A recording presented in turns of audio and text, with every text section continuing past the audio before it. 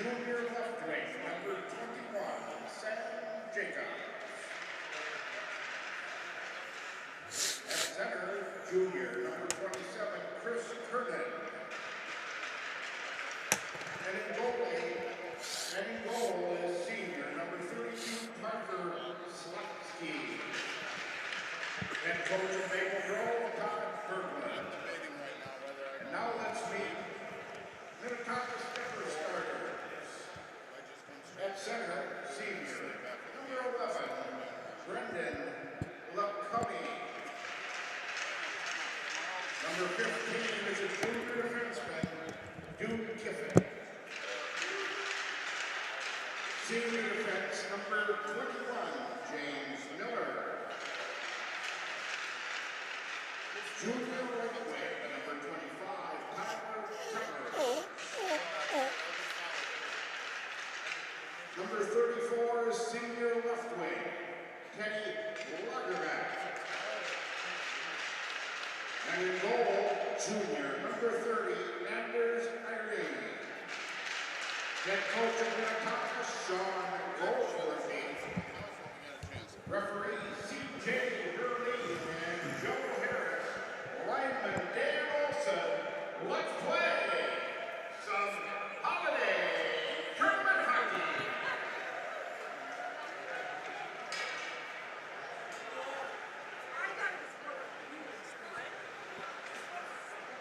Groves, what do you need? Todd, what do you need? Oh, I hope we're not. He should be back here pretty quick.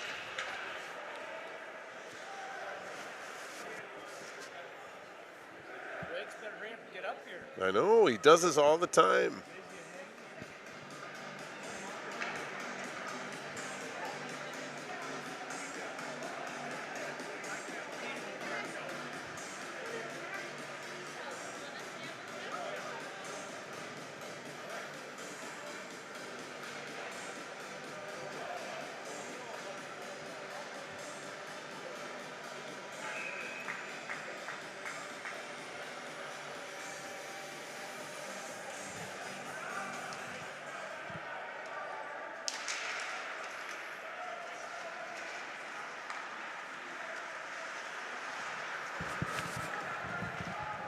And here we go, an early start here, 3 minutes earlier. You know, we got technology going on in the coaches' room where all the scouts are because they're peppered all over the place. Right. The Minnetonka Skippers and the Maple Grove Crimson going at it here in the nightcap with a 7:30 start time here between these two teams. The Skippers finding their way here after a tough start, a couple of wins, Bart, as things have come together for them. And the Crimson, you know, maybe a new identity after they suffer the big Kukkonen injury. Well, a lot of times it just brings everybody else into the mix. Instead of trying to find Kukkonen, they're going to invest and play. But Minnetonka coming off a big 6-4 victory over Chaska. They're down 2-0 after the first period. Came back, scored 4 in the second. Ooh, there's a chance. You're right, Bart. Sorry. So they're trending the right direction. They're getting goal scoring from Lacombe, from Teddy Lagerback. The people that they're expecting to score are starting to score now. So good things for Minnetonka. They've been very streaky. There's a chance in front that's turned aside by the Skipper goaltender. That's Anders Irene. Now back in across the line. That's Newhouse as he's checked on the play. That's Spencer Dahlquist. Turned back over. The Skippers with some chances here in the early going. Probably 2 or 3 good chances. Hallstrom had that momentarily as it's played back through. Zitzloff now for the Skippers rings the boards. Leafblad comes away with it. In front they go. And that's off the stick of Cal Thomas. There's a chance that deflects up high off the netting and out of play. 15:23 to go here in period number 1. Well, it was Leafblad that was actually coming into the zone, found a puck on the stick high in the slot, and he let one rip, but deflected up and out of play. So faceoff is going to be to Irene, the Minnetonka goaltender's right, where early in this first period, no score, 15:23 left in this first. Minnetonka's got some energy. Minnetonka's on the reactive mode right now. Maple Grove and the Crimson, yeah, definitely on the retractive mode. And, you know, the puck is played back up by Jack Quinn and sent right back in. Jack Anderson will take the setup by Irene. Outlet to the right wing side for Worms.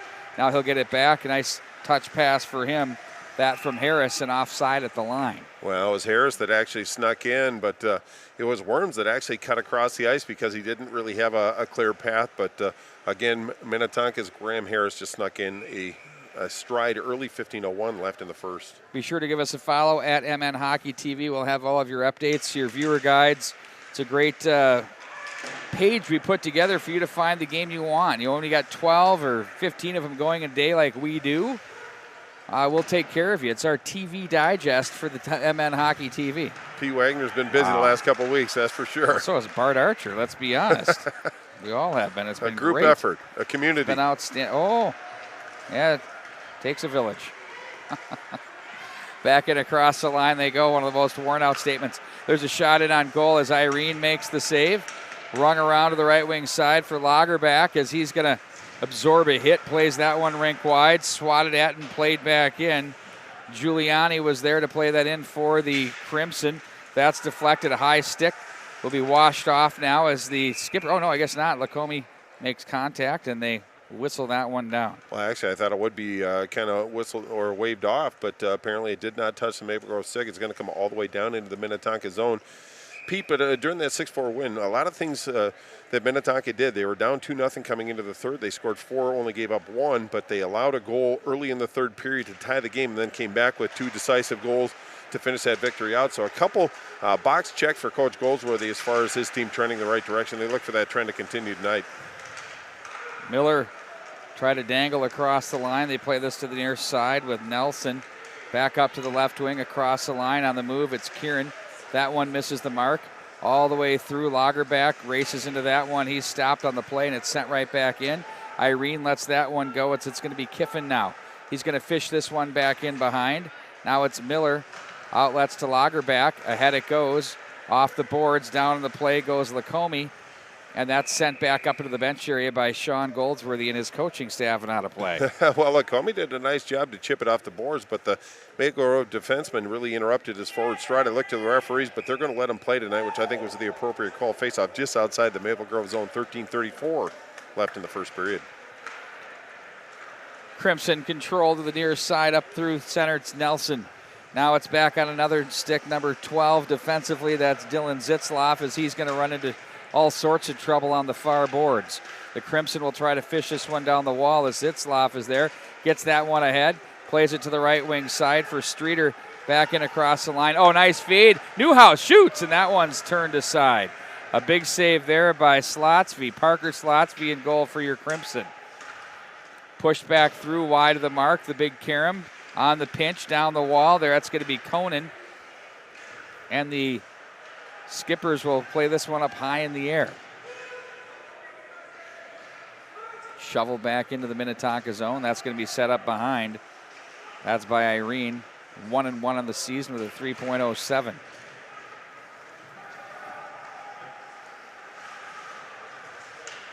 Quick pass to the near side. Barber looks ahead. That's chopped down. Bear was there. Now Irene gets some help from Jack Anderson. 12:24 to go in the period. There's a wrister blocker pad save. Irene squares up to that one, makes a nice save. Back to the corner it goes, chopped at. Anderson comes away with it, over skates and gets some help from Graham Harris. Back in behind the net it goes. It's going to be Bear with it as his pass hits a pair of skates. Harris again. And now here's a chance to the slot. Oh, nice little move inside out. Slash coming up. That one's going to be called, I believe, on Minnetonka's number 4, Jack Anderson. Well, it was a really nice move by the Crimson forward. I think it was Giuliani, if I got the number properly, but just a nice drag. Really forced him into an area where he got caught flat-footed, just reached out. So it's 2 minutes in the box for Minnetonka. 56.2% power play for this Crimson. 9 for 16 so far in the year. So the Skippers are going to have to really make a point to stay out of the box. 74.1% penalty kill for Minnetonka. Crimson now will look to create some chances. That's blocked by Miller. As he's writhing in pain, the club's cheering. Gotta love that. Played over to the right wing side. Now the Crimson try to sauce one through. That's deflected away. In front it goes. There's a chance. Irene was there. Now the Crimson come away with it. Oakland back in behind. They try to push that one through, and they find an opening and send it the length of the ice. Boy, a very spirited Skipper bench. Well, indeed, getting more a little so energy. Than usual. Pretty good kill so far. Maple Grove's got a lot of speed, not only on the front line but on the back line. It's going to be a challenge for this Minnetonka team to answer that bell.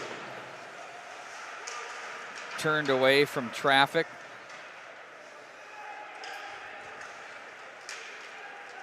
Skippers find an opening and send it the length of the ice. Boy, another good clear that one by Conan. But again, with the speed of this Maple Grove, Minnetonka's going to have to pay particular attention to their angles. They don't want to take too shallow of an angle, otherwise Maple Grove's going to be by them. But very impressive Crimson squad so far.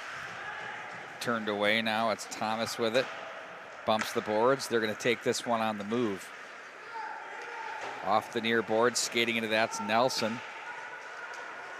He finds an opening, plays that one behind the Skipper net with 30 to go in the power play and 10-20 to go in the period. Off the boards, back up to the line. Barber, one-timer off the side of the net. That quick shot taken by Elias. As the Crimson work the phone booth, nice move by Oakland as he's bulldogged down. Opening is found and sent the length of the ice. That was Zitzloff on the play as it's going to be played ahead with 5 to go in the power play, 9:55 in the period. 4-on-4 across the line as they continue their change to the Crimson. Leafblad was there off the end boards. Now to gather that one, it's Gunderson. He's turned away, and out of the zone they go with Harris. Harris is hounded, looks to the left wing side. Nice bounce for Henry as he plays this one back in behind. Now Worms on the forecheck. Over to the left wing side, they come away with it. Now it's Henry up high in the slot, hard off the boards. Miller lets it go off the side of the net, and they fight their way through.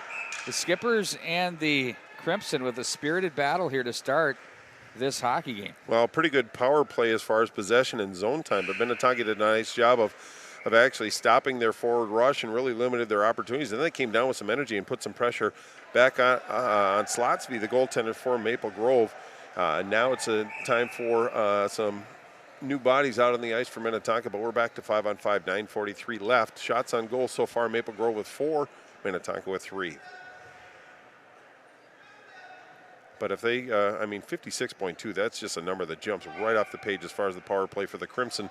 So Minnetonka's got to stay out of the box, but that was a good kill initially so far. That's got to give them some confidence. Quick draw and a bigger save made there by Parker Slotsby. 2-0 on the season with a 1.41 and 0.917, Bart. A little stingy, don't you think? Yeah, really, just a little bit. But nice win by Lacombe. Put the puck on Lagerbach's stick from the left circle. He got a good shot off, tried to go glove side, but Slotsby did a nice job of corralling that one in. 6-1 on the season are the Crimson so far. 3-5 are the Skippers. Skippers coming off back-to-back wins against STMA and Chaska, as we mentioned. Looking to continue their winning ways here today from the rec center in St. Louis Park. 3 games in 3 days. Oh, they got a man up front. Ooh, they try to angle one ahead for Streeter. That missed the mark. Kiffin takes over, bumps the boards. There's Newhouse. He's creative. Newhouse down low, hangs on to it. Got a stick into him there right as he was starting to shoot. Couldn't do much with it. Nice play there defensively.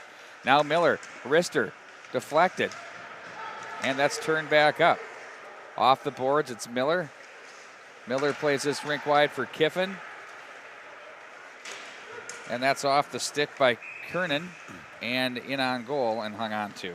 Well, Pete, kind of an interesting play. It was Newhouse for the Skippers that was coming in the left side, and the defenseman actually backed off and gave him some time. So he let the goaltender go one-on-one with Newhouse. So that's when you have confidence in your goaltender, when you can take away the pass and have faith that your goaltender is going to come out and challenge a shooter. That's exactly what happened. And I think it was Cal Thomas, the one that actually backed off on that play. It was an appropriate play. Most players tend to go to the shooter. Here we go. There's a chance. That one pushed wide of the mark. Tyler Cuppers with the backhand just missed. Good chances on 5-on-5 for the Skippers. 8:22 to go in the first. Sent through center. That's Jack Anderson. That's checked. Lagerbach comes away with it, swatted off his stick there. That by Gruss. Now it's going to be the Crimson to control. They had a man up the middle. They'll find him instead over in front of the boards. That's Gunderson. And it's played right off the bench. Here come the Crimson in transition across center. Inside out they try to go, but that's Anderson to break it up. He clears over to the near side for Bear. Bear's going to bump off the boards. Unfortunate bounce for the Skippers. Hits the official, but in to help out is Harris. Now a quick outlet to the right wing for Worms. As they play this one ahead, that gets past Quinn. And now it's outletted to the right wing side. Crimson find an opening and send this one in. Back in behind, big check thrown there by Bear. In front it goes, a bounding puck. And now it's going to be out of the zone with Quinn. He'll carry it with speed as he's going to play this one in behind the net. Liam Worms on the forecheck. Nice job to get that away from him by Elias, the junior defenseman. Now to the right wing side, Giuliani is there. The sophomore plays to the left wing side off the stick of Nelson. Nelson is checked by Zitzloff on the play, and they're going to carry this one to the corner. Zick is there with it. Now it's on the stick of Nelson. Zick will take back over from the far corner, as over to bother him is Harris. They'll wrap him up. They try to kick this one up the wall. Skippers bump this one back in behind the net. It's going to be Conan with it. He looks ahead. That misses the mark for Blake Anderson, and icing will be your call with 6:46 to go in a fast-moving first period. Well, indeed, the pace has been very torrid so far, and that's from both sides. But Maple Grove did a nice job of bottling Minnetonka up in their own zone, had them kind of chasing the play a little bit. They just sent the puck down the ice, relieved the pressure. Shots on goal 4-4. So that scale was balanced, 0-0 on the scoreboard. 6:46 left in this first period. I'm impressed with this Maple Grove team, the way they get out of their zone, how calm they are.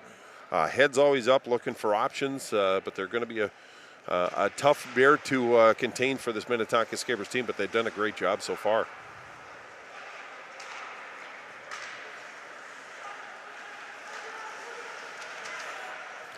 Puck is played down the right wing side on the play there. It's going to be Streeter. Right wing off Leafblad. Nice feed on the breakout. Gets it back and finds the oncoming Thomas across the line, and that's just offside. Well, Cal Thomas, one thing Maple Grove I've noticed is Henry Nelson got in deep, making things happen. Cal Thomas joining the play as well. So if they can come in 4-on-2, 4-on-3, obviously with unequal numbers, it gives the advantage to Maple Grove if they can activate their defense. Just something that Coach Goldsworthy and the Skipper team is going to have to be cognizant of as this game unfolds. From center, Lacombe will take the draw for the Skippers as he's squared off in the circle against Gunderson. Now back up the middle, Lacombe protects and holds, and that one's going to be deflected wide. They battle off the goal mouth area. Lacombe gets it back. Now it's going to be played to the left wing side. Miller took that from Kiffin. Snapper, deflected rebound. Nice save by Slotsby. How about this quick shot, the quick release here off this rebound. You'll see this feed barred up to the point. Right, it was Kiffin over to Miller. Miller just kind of took it. It seemed to find its way in, and it was Slotsby that made the initial save, but the follow-up save, he did a good job of staying and maintaining his position and keep that puck out of the net. Kind of a trying moment for Maple Grove, but they survived. Now shots on goal. Minnetonka's jumped to 7-4. So Minnetonka's really been in the offensively relevant in the last 2 or 3 minutes, putting some pressure on this Crimson team. They're going to outlet to the left wing side, play this one through. Backpedaling now, it's going to be Zitzloff, plays over to the near side. That's going to be Conan on the tape for Newhouse. Boy, he can fly. He's really shifty. It's a good exit. A little spinorama. Denise Savard pays a visit for you old school Stars Hawks fans. Bart appreciates. Right, now they just need Steve Larmer to put one in. Blowing the bubble to chew the gum. Can you believe that was his mouth guard? Yeah. Double bubble. They'll try to get that one through one. Of course, Al Secord, who would do the weird, he'd get in the fight and he'd just lay there and hold you for like 5 minutes. What was that all about? Well, I don't know. Can you explain that? He was lonely. I don't know. But nobody really liked him too much, and I think that I just wanted to be Go held. back and look at some of those on YouTube. It's the weirdest thing you'd ever Absolutely. see. Oh, I'd want to just kill him if he did that. Well, just 5:16 left in this first period. We're scoreless as it stands. Maple Grove, good opportunity in an offensive zone. But Minnetonka's been very strong in the dots today. Lacombe the draw, Lager back quickly off the right wing circle. Penalty coming up. You'll see this one through center. Looks like a cross check or something to that effect is going to be called here. Well, Teddy Lagerbach's one of the focus players on this Minnetonka Skipper team. When he gets the puck, it was 4 Crimson that actually migrated to him. Yeah, you could actually hear it from the rafters on that one. But now it's Minnetonka's turn, and that's going to be Barber in the box for the Crimson. penalty kill for the Crimson, 84.2, so still pretty impressive. Power play for Minnetonka, 22.2. Normally we see a bigger number, but that's not a bad number. Looking to build on that right now. Miller with it now, as he's going to leave this one up high for Kiffin. Left side for Lagerback, didn't like what he saw. Plays back down low. A little spinorama for Keppers. There's a chance that somehow kept out of the net. Nice job by Slotsky to slide up and catch that one, pull that out of the air. Well, one thing I've noticed, I've only seen him for about 13 minutes now, but he's a very confident goaltender that really knows his position quite well. He knows where he is in the crease area, but that puck was up. He had the opportunity to snare that one like Gaetti and opted to... Speared by Gaetti. Opted to grab that one face off to his right. 1:43 left in the penalty to Barber for the Crimson. One-timer. Miller misses the mark. Lagerback will tuck that one back into the corner. Keppers plays that one over. As they'll work the glass and keep it in the zone. Back in deep into the corner it goes. Good support by Minnetonka. Kiffin now from the left point. He looks to find some room. The shooting lane, that's off the end boards, and nice job to swat that out of the zone by the Crimson defense. Well, he walked it out to get a good sideline to the goal. He put a good shot on net. It was just a little bit wide, but those lively end walls very active. But Crimson did a nice job of clearing that puck down. It was Spencer Dahlquist, I think, who made that play off the end boards. As now it's going to be Newhouse through center. Again, slices his way through traffic, creates to the corner. He's going to hang on to it as he plays over to the far side for Streeter. Zitzloff now to the near side for Conan. Oh, he tried to go back door, but the stick of Leafblad broke that up. Heavy player as he plays the body there and forces his man Streeter off the puck. Now it's going to be played back up to the near side. Conan loads it up. Glove save. Looked right in by Slotsky. Well, Conan made the right decision on that one. And it was Zitzloff that brought it over to Conan. He just winded, fired, tried to go glove side with a good wrist shot, but opted not to put the puck into traffic, just took the shot. But nice job by the Maple Grove goaltender to hold on to that one. Face up to his right, just 25 seconds left in the penalty to Ian Barber, the junior defenseman for the Crimson. Boy, Minnetonka's won a lot of faceoffs so far this first period. They have been savaging in the circle. Newhouse shoots. That one is blocked again. That's Dahlquist out for the second tour of duty here on the PK. Zitzloff down the boards. Streeter. Backdoor. They had Newhouse. The feed from Henry just failed to click. Now it's Newhouse for Henry. Full strength of the Crimson. 3:07 to go in the period. Newhouse dances back in behind the net. Maintains possession. Tries to chop it over to the far side. Stays on it. Boy, he's a house of fire here tonight, playing inspired. From the top of the right point, Conan's shot deflected, and that's stopped by Slotsky. 12-4, your shots on goal right now here for this one. In favor of the Skippers as Conan goes through the crease area there. Ooh, look out. Turned over. Crimson with a chance. That one goes sizzling over the glass. Watch this opportunity as it evolves. Boy, you can see just Minnetonka kind of failing in a couple different areas right there, but it brings it out, and they have numbers right in tight, but a good quick release on that one, but just ramped up and out of play, initiated by Minnetonka, so the puck is going to, or the faceoff is going to be in the Minnetonka zone. 2:37 left in this first period. We're still scoreless, but Minnetonka is winning battles along the wall. They're winning the possession game right now. It's up to Maple Grove to kind of respond. They have 2 minutes and 37 seconds to do that. Should be an exciting close to this first period, though. Top of the right circle. That one again hard off the glass. The Karen will take it all the way up to the line, but held in. A fine play there. That was Nelson to make the play. Forecheck now broken by the Skippers. They outlet to the left wing side. Here they come across the line. It's Quinn with it as he's bothered, bumped up on the boards. Harris, 2-on-2.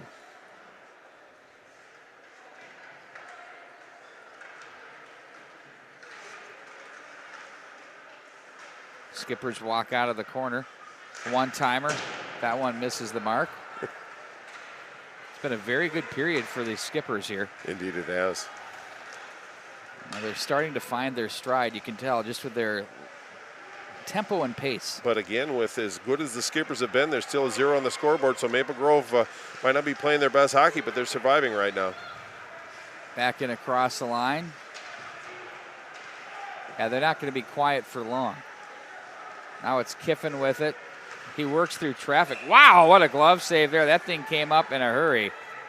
And that was speared by Slotsky. Well, look at the body language on the goaltender, too. Very confident on that one. But it was Kiffin that kind of worked his way through traffic, and it seemed like this guy's parted gave him a good look just inside the blue line. He let one rip, but another big save by the Maple Grove goalie. Turning away from traffic is Jix, as he's bumped on the play by a pair of skippers with 1:15 to go here in the period. Wrister, that's deflected. Back to the corner it goes. On the play, it's Barber. Barber's brought down. Skippers fish that free and play that back behind with Lacombe. 1 minute remains in the period.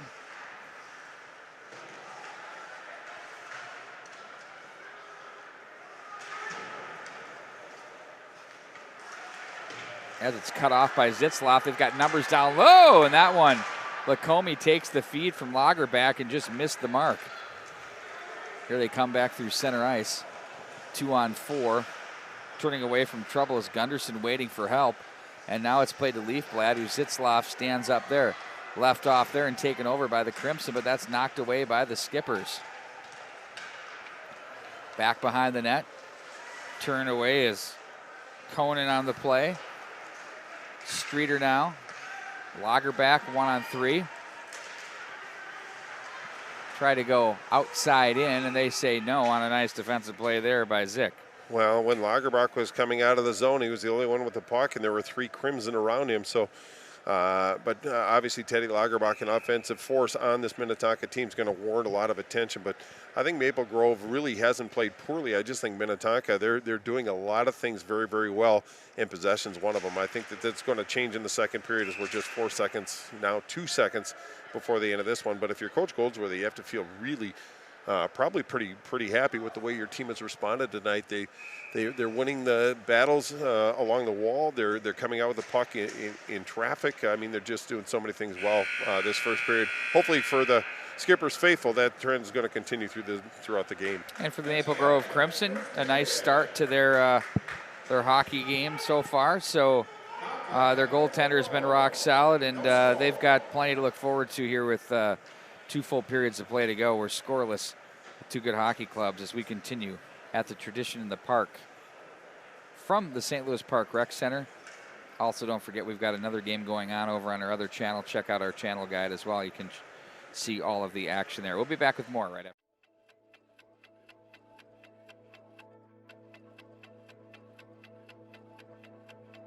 So Anabai Construction Company started in 1905. So I'm a 3rd generation, and now we have Eric and Jake. One of the neatest things that I get to do when I go new places and talk about tradition companies is talk about the history of the company, and you know, it's pretty easy to be proud of the fact that we've been in continuous operation for almost 120 years. Really, it just came down to, you know, trying to figure out better ways to serve the customer, and so it wasn't necessarily about making more money, but it was about providing a more seamless turnkey customer experience. So just kind of slowly over the years we added additional pieces to the puzzle. So we started the Tradition Companies basically to figure out how we could do vertical integration that encompassed pretty much everything from the dirt to the final closing at title.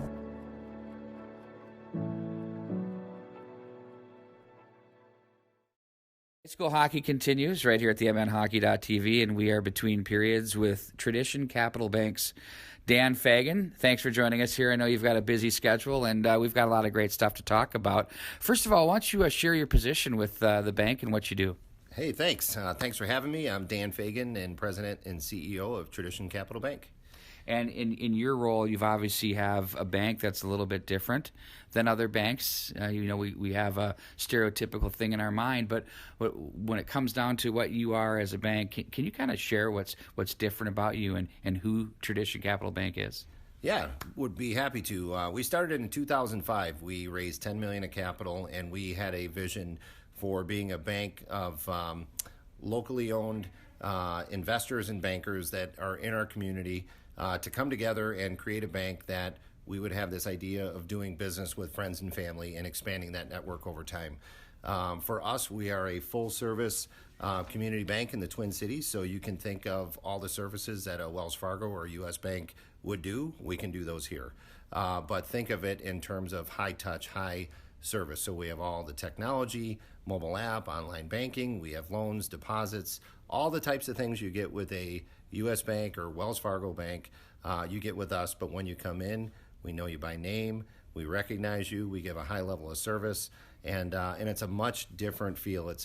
We're a private bank, so we're not a high value mass marketed bank. We're more unique and more kind of fly under the radar through our friends and family. And so with that recognition from the client base and how it feels, it definitely, for those that come through your doors, it's a lost art, I think. And have you found as a business with what you offer, you have the technological capabilities of all the big box banks, if you will, but you have the hometown feel that we really don't get in the Twin Cities anymore. Yeah, no, I would agree. And if you look, if you know the banking world, there's a lot of consolidation happening. So I don't want to say think of your Home Depot's taking out the local hardware store, but banks are very similar in that you can get lost as a customer in a big bank. But a bank like ours, we're smaller, we're more nimble, we're very responsive, but yet we were founded by a lot of good business owners in the Twin Cities community. And we have a lot of good bankers here. I myself was a former bank examiner.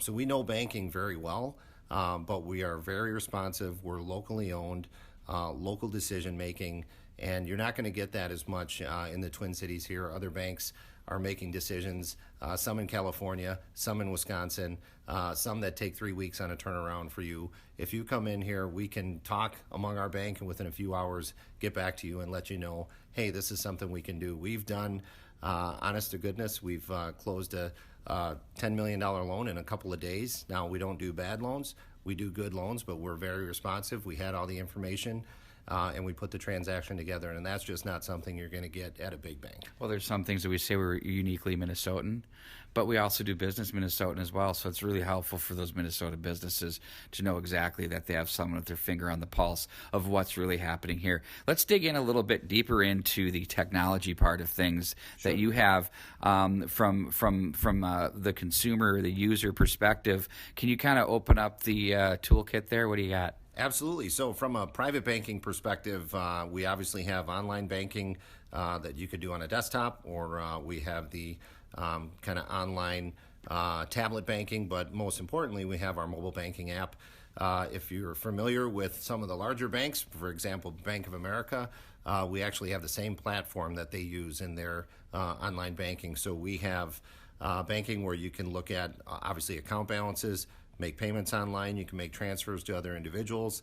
We have a product called Zelle that's very popular among all the big over banks. it. We pay our employees with it. There you go. So we've got Zelle here. So basically all the things you could do at the big banks, the technology's there, and we're implementing them and have that available for us. For our business customers, we also have business online banking, set up ACH originations, again, client to client, B2B, or individual to individual. We have all those services and technology, but the best part is that you have that hands-on, one-on-one. You need something, you pick up the phone, you dial a number, it's picked up by an individual, we know you, we're responsive, and we can make those things happen, whether it's a wire transfer, whether it's overdraft. If you are out and about, you go away for a weekend, and you forget to transfer money, and you're overdrawn, we're not going to return that check, and we're going to call you and say, hey, what happened? Because we know you. So you have all the tech now. You'll be able to see that, and you'll have probably something pop up on your app, insufficient funds, but you don't have to worry that we're going to return the check. You can call us. We know you. We take care of it. That's what you get when you're with Tradition. And that's very unique. And you also, from someone picking up the phone, you don't have the phone tree to work through where they say, we didn't get that. Will you try that again? Which is really, for me, I think that's a terrific thing too. As far as where you're going, obviously you've opened up a fabulous facility in Wayzata. You're here in Edina, and are you also somewhere else? In North Oaks. North Oaks, that's correct. Anything beyond those three locations? What are you guys thinking there? So I think right now for the Twin Cities, that's a pretty good market. And again, with technology, you don't need brick and mortar on every corner. In fact, you may not go into the bank as many times as you used to. Now we're here if you need us. The reason we had Edina was our original spot. We went to North Oaks. It was pretty strategic because it was literally across town on the other side to serve kind of the St. Paul market and North Metro. Wayzata was a very unique opportunity that we had a client that had a building and said, hey, you know what, this is a cool little community out here. So we looked to set up a small location. We have about 10 staff, just under 10 staff that are at our Wayzata location, but again, full service banking. In terms of the Twin Cities, that's what we're at kind of right now, but we obviously are always looking at strategic initiatives. What I will say is that, and this is a little bit down the road, but we have a lot of clients that were private bank clients that winter in either Arizona or Naples. And so we are considering putting kind of right now, we can do business down there already, but we are looking at down the road setting up some branch locations because we want to make sure we take care of our clients wherever they're at. And those seem to be some markets that a lot of people are attracted to, and we've had a lot of customer relationships out there. So that's kind of a little thing in the future that we're taking a look at. Well, so not far away, we have our Edina Jerry's Foods down in Sanibel Island, so why not? The free shameless plug, sorry. Yes, hope you're okay with that. absolutely. Kind of the same concept for those of you that appreciate Joe, that. that's exactly what it is. We're Minnesotans. We know this market. We know our people. Everybody loves that. And everybody loves that. And if you're going to be out in those other communities dealing with people that are just good, hardworking, good, valued Minnesota people, that's what we're looking to do. And by the way, we have an aging employee base, and some of these employees are looking to go to these communities. So it's a nice way to retain not only our customers, but also some of our employees. And so we see a big opportunity. But also, I think there's a lot of people in those communities that miss kind of that hometown, small town feel. You go in, it's a handshake, you see things. Yes, we need to fill out paperwork and all that, but we do our best to be people of integrity. And when we tell you we're going to do something, we do it. No surprises, handshake, that's the way we do it. Terrific stuff, Dan. Finally, if I want to get started with you, if I'm a business or a consumer, what's the best way? Just pop in, give you a call? What do you guys prefer? Either, yeah. We have kind of on our website, you can see kind of the department leads we have here, whether it's a business banking need, private banking need, construction development. Obviously, you can have call us on the phone. The best way is either that or just come in person. We have bankers here on site that if you're not calling us, if you're in the area, pop in, we'll get somebody right away. We always have someone to handle the needs there. So it's literally a phone call, let us know, and we'll do everything we can to help. If we're not the best fit for you or the best resource, we'll do everything we can to help make that appropriate connection to someone that might better serve you. That's exactly who these people are, folks. What is that email? Why don't you shoot that out there for everybody? Or email, sorry, website, web address. Why don't you shoot that for us? www.tradition.bank, B-A-N-K. Simple enough. Dan, thanks for joining us. Hey, thanks so much. Good luck stuff. in the tournaments. Thank you. We'll be back with more high school hockey coming up right after this.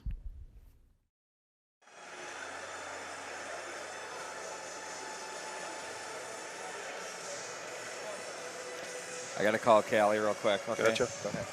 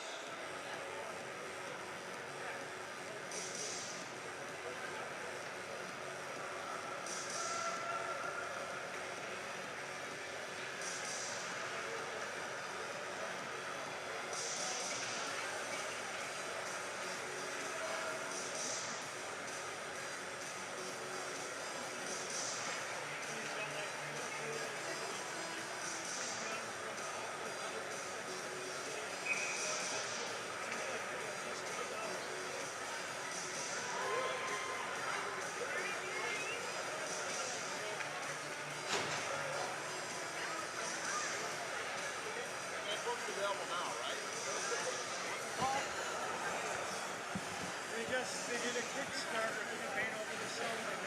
I like that stuff. That stuff interests me. There's a lot of rinks I haven't been to.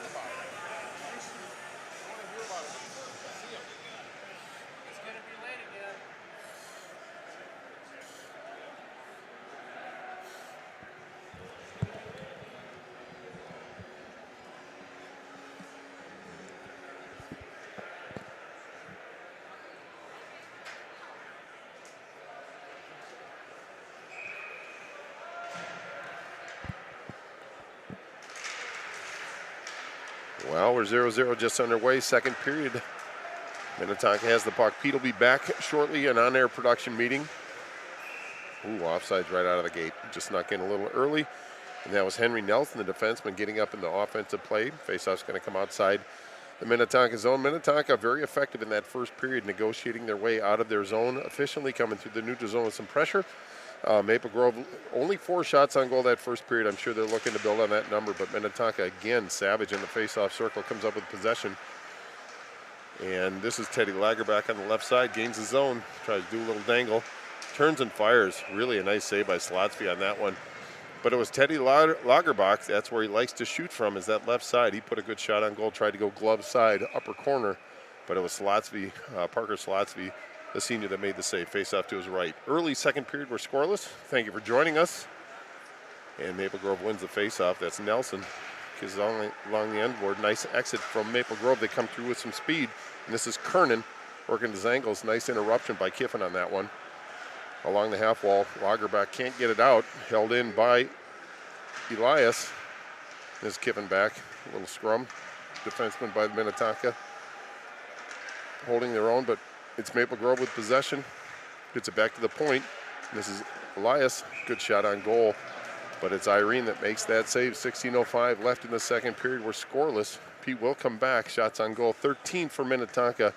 Now 5 for Maple Grove. It was 12-4 after the first period. I'm sure that's the first time Minnetonka has been had such a shot on goal disparity since they started the season. Coming in 6-1, only lost to Andover, and that was a 4-0 win by Andover. Maple Grove, quick redirect on goal after a face-off win. But now it's Minnetonka clearing the zone, 2-on-2. They gain the zone, and that's Streeter that just kisses it off. And that's Cal Thomas. But now Minnetonka gets it. That's Henry along the wall. Now to Newhouse. Newhouse fires. Puts it over to Zitzloff. He puts a shot wide. And this is Streeter with possession in traffic. Still has possession. Back to Henry. Henry gets checked off the puck, and it's Maple Grove that's going to win the race to the puck. Just sends it up the wall, but a nice keep by Zitzloff. And Newhouse just missed up and over the glass. Minnetonka maintaining possession, haven't got some good looks. So good defense by Maple Grove. And this back to Zitzloff. Zitzloff, good shot on goal through traffic. Stopped. I believe that was Cal Thomas that interrupted that one. Minnetonka in front. Kick pad save. Boy, trying moment for this Maple Grove. They started to chase the play, but Minnetonka doing a good job of possessing. This is Henry. Delayed penalty on Maple Grove. And off the ice comes Irene, but the whistle has not yet blown as Minnetonka maintains possession. But it's going to be a high-sticking penalty to the Maple Grove Crimson. I think Nick Henry wanted him to go ahead and maybe perhaps call his secondary penalty, but I'm sure that Coach Goldsworthy would be happy with just the one power play, as we're trying to get a number as far as who is going to go to the box, and it looks like it's going to be Cal Thomas, the junior defenseman, has had a really good game so far, but he's going to spend 2 minutes. Great opportunity it is for Minnetonka. 22.2 on the power play, 84.2 on the penalty kill for Maple Grove. And this Kiffin, nice keep in the zone. Gets in the corner to Keppers. Keppers back to Lagerbach. He dances just inside. Puts it over to Miller. Miller over to Kiffin. Kiffin goes to the middle. Back to Lagerbach. One-time shot. Deflected and in. I don't know if Lagerbach's going to get credit for that goal or if it's going to be Keppers. I don't think they care, but it's Minnetonka gets first blood on the power play, and it looks like it's going to be Tyler Keppers with his second goal of the season on the power play. But nice sequence by Minnetonka to keep the puck in the zone, working to the open area. But it's Lagerbach who originated that. A good shot on goal, but a nice redirect. And it looks like it's going to be Tyler Keppers. But Minnetonka, 1-goal lead, 14:42 left in the second period.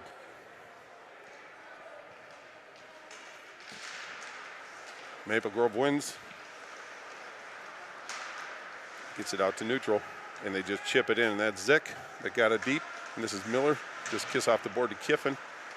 Kiffin holds onto the puck. Back over to Miller. Clear the zone. Nice contest by Maple Grove as it goes up and out of play. The faceoff is going to come just outside the Minnetonka zone.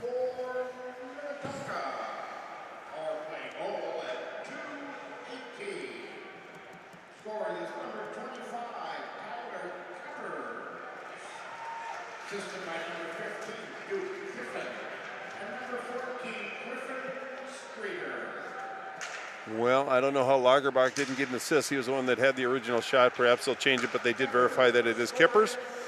with that goal. So 1-0 lead for Minnetonka. It looks like Maple Grove is showing a little energy right now. Having trouble kind of getting a little bit of the flow, but Minnetonka in good spots right now. And it's Gruss that's putting the challenge on, and Wente keeping the puck in the zone. Maple Grove with good possession right now. Left circle took the shot, but it was blocked by Barr, and comes back out. Maple Grove just fires it back inside the zone, but he didn't get the red line, so it's going to come all the way back, folks. I'm not the play-by-play guy. I'm just filling in while Pete is handling some on-air production, so please refrain from your editorials. This is not what I normally do. I'm just trying to bring the action. Everybody's looking like, what are you doing? And I don't profess to know, but faceoff is going to come to Stotsby's left. 13:51 in the second period. Minnetonka just tallied, so it's a 1-0 game. Minnetonka advantage. Maple Grove wins the faceoff, kisses it off the boards. Ooh, nice job by Zitzlaff to jump that route. Otherwise, it would have been Maple Grove in all alone, and that would have been Kernan. That would have been bad news for the Skippers. But back come, this is Jacobs working his edges, being pushed to the outside by Conan. Minnetonka doing a very responsible job of checking on the right side, but here's Maple Grove working their magic, but it's Lagerbach who intercepts and comes through the neutral zone with some speed. Goes to the left side, just gains the zone, checks up, sees some room, puts a shot on goal. Stotsby with a nice save on that, directed into the corner. Now it's Maple Grove's turn to exit the zone. They're coming down with numbers, possible 3-on-2 if they hurry. And this is Kernan working the right side, pulls a little drag, tries to get it back out front. Irene with a good save for Minnetonka. Bodies all over the place. Maple Grove maintained possessions, but it's a clear by Minnetonka. So it's going to be Maple Grove coming all the way back into their own zone for a regroup. Just sends it up, tries to hit an outstretched Peeler. Couldn't connect on that one. So it's going to come all the way down into the Maple Grove zone for an icing. 12:45 left in the second period. Shots on goal 17 for Minnetonka, just 5 for Maple Grove. Maple Grove's been stymied offensively by some sound positioning and some stellar defense by Minnetonka so far. But it is going to be Kernan, I believe, in the draw against, that was Harris. Maple Grove with possession. And now it's Gunderson coming through. Leaves it. Oh, he walked out and fired. That was Leafblad. The puck just rolled on him. But back comes Liam Worms for Minnetonka. Puts it over on the wing to Harris. Harris gains the zone, does a little shiver, goes back out front. Tried to get, I believe it was Miller coming in from the defensive position. Now it's Maple Grove coming back with numbers. 2-on-1. Takes a shot. Oh, scores! That's Henry Nelson. He had a 2-on-1, opted to take the shot because the defense for Minnetonka took it away. And it was Irene that made the save, but the velocity of the shot just brought it in over the goal line into the net. So now we're 1-1. I believe Henry Nelson's going to get credit for that goal. And for Nelson, that's going to be his 6th goal from the back line. So obviously likes to get involved in the offensive side of the ledger as well. He minds his defensive responsibilities, but a good shot on goal. Hard for the goaltender to handle. Irene made the initial save, but the momentum of the puck carried it over. 12-17. We are tied 1 apiece now. And it's going to be Newhouse against Zick. Minnetonka maintains possession, drives it deep into the zone. This is Streeter doing some board work, comes up with the puck, puts a shot but whiffs on it. And this is Newhouse. Very hard to contain. He's got a lot of quickness. Another shot by Streeter. He's trying to force that shallow angle shot, but this is Henry with a shot. Good stick by Grant Zick, the junior forward, playing defensively responsible. Ramps that one up and out of play, so that faceoff should stay inside the Maple Grove zone, and I believe it's going to be to Slotsby's right as Coach Goldsworthy opts to change the forward group and get some fresh legs out there. But it's going to be Zick in the faceoff dot, and it looks to be against Braden Lacombe, the senior forward for Minnetonka. Maple Grove starting to get some success in the faceoff dot, wins that one, tries to chip it off, but the puck fluttered a little bit, so Minnetonka maintains the zone. Not possession yet. Now they have possession. That's Keppers over to Lacombe. Lacombe doing a good job of dangling in traffic with Maple Grove. Clears it off the boards, but not out. So Minnetonka doing a good job of contesting zone exit right now. And here comes Matthew Gruss. Drives it in deep. Thank God you are back, Pete. Bart Archer, you've never called more play-by-play. You think I get better at it the more I do it. I got my daughter rocking the camera over at Braemar with the girls' game, and we've got a bad cord. She accidentally bumped it. Not her fault. Trouble in Goes paradise. black, and then we were trying to get the battery situation squared away. And so you had some work to do. Well, it's going to be a penalty. She did a nice job. It's going to be a penalty. Even Barber the junior defenseman for Maple Grove. I didn't see the infraction. I was just so relieved that you came back. But 11:28 left in the second period. We're not at a 1, but Minnetonka with their 22.2% power play gets a chance to boost that lead right now. So the challenge is in front of Maple Grove to pick up their teammate. Couple of goals scored while I was away. Well, not the greatest goal calls, but they were very effective. Why would you chirp your work? I'm thinking of the viewers. They deserve a better goal call than what I gave. Fine. It'll come with practice. So it's another power play for the Skippers. As now the Crimson will work this one back through the neutral zone, shorthanded. Across the line, Zitzlaff, got away with one there. Did. Coach Berglund and his staff up in arms. Even some of the players as well. Rightfully so there. They want to know what the heck. Good to see Jessica Freeberg and friends are on board right now. Absolutely. Look at that. That's pretty Looking impressive. good on that big screen nice TV setup. there. The shout-outs. Jessica, of course, is the brains behind these terrific program books that we do and all of our marketing materials here at the MN Hockey TV. Outstanding. A subdivision of Itasca Marketing. Great Rush song, by the way. Big check thrown in the corner there. Penalty coming up. Oh, now the marbles change pockets. Let's take a look at this one on the replay right now. As that one came through off the corner, they're going to have a high stick, I believe. This one's on Streeter. Well, Nick Henry, I think he took him on retainer to plead his case, but it's not going to work. But I think it was Spencer Dahlquist that was actually exchanging some words with Nick Henry as they were kind of going back to the benches, but a great opportunity now for Maple Grove. They've had much better success in the face-off dots, Pete Wagner, than they did in the second period. So things trending 4-on-4, a lot of space out there.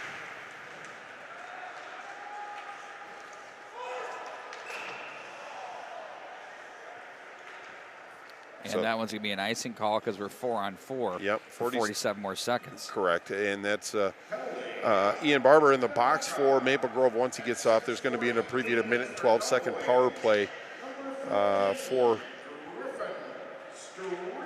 Maple Grove. Lagerback now turned away from traffic as he'll look up ice across the center red line. Quick snapper misses the mark. The big carom back up to the right wing side. Now Lagerback will play this one through traffic, and 4-on-2 across the line are the Crimson with a great chance there. Miller breaks that one up as Miller now plays for Lagerback as he gets spun off the biscuit. Now back up from the top of the left circle. That one misses the mark. Not by much. And the carom is on the stick of Elias.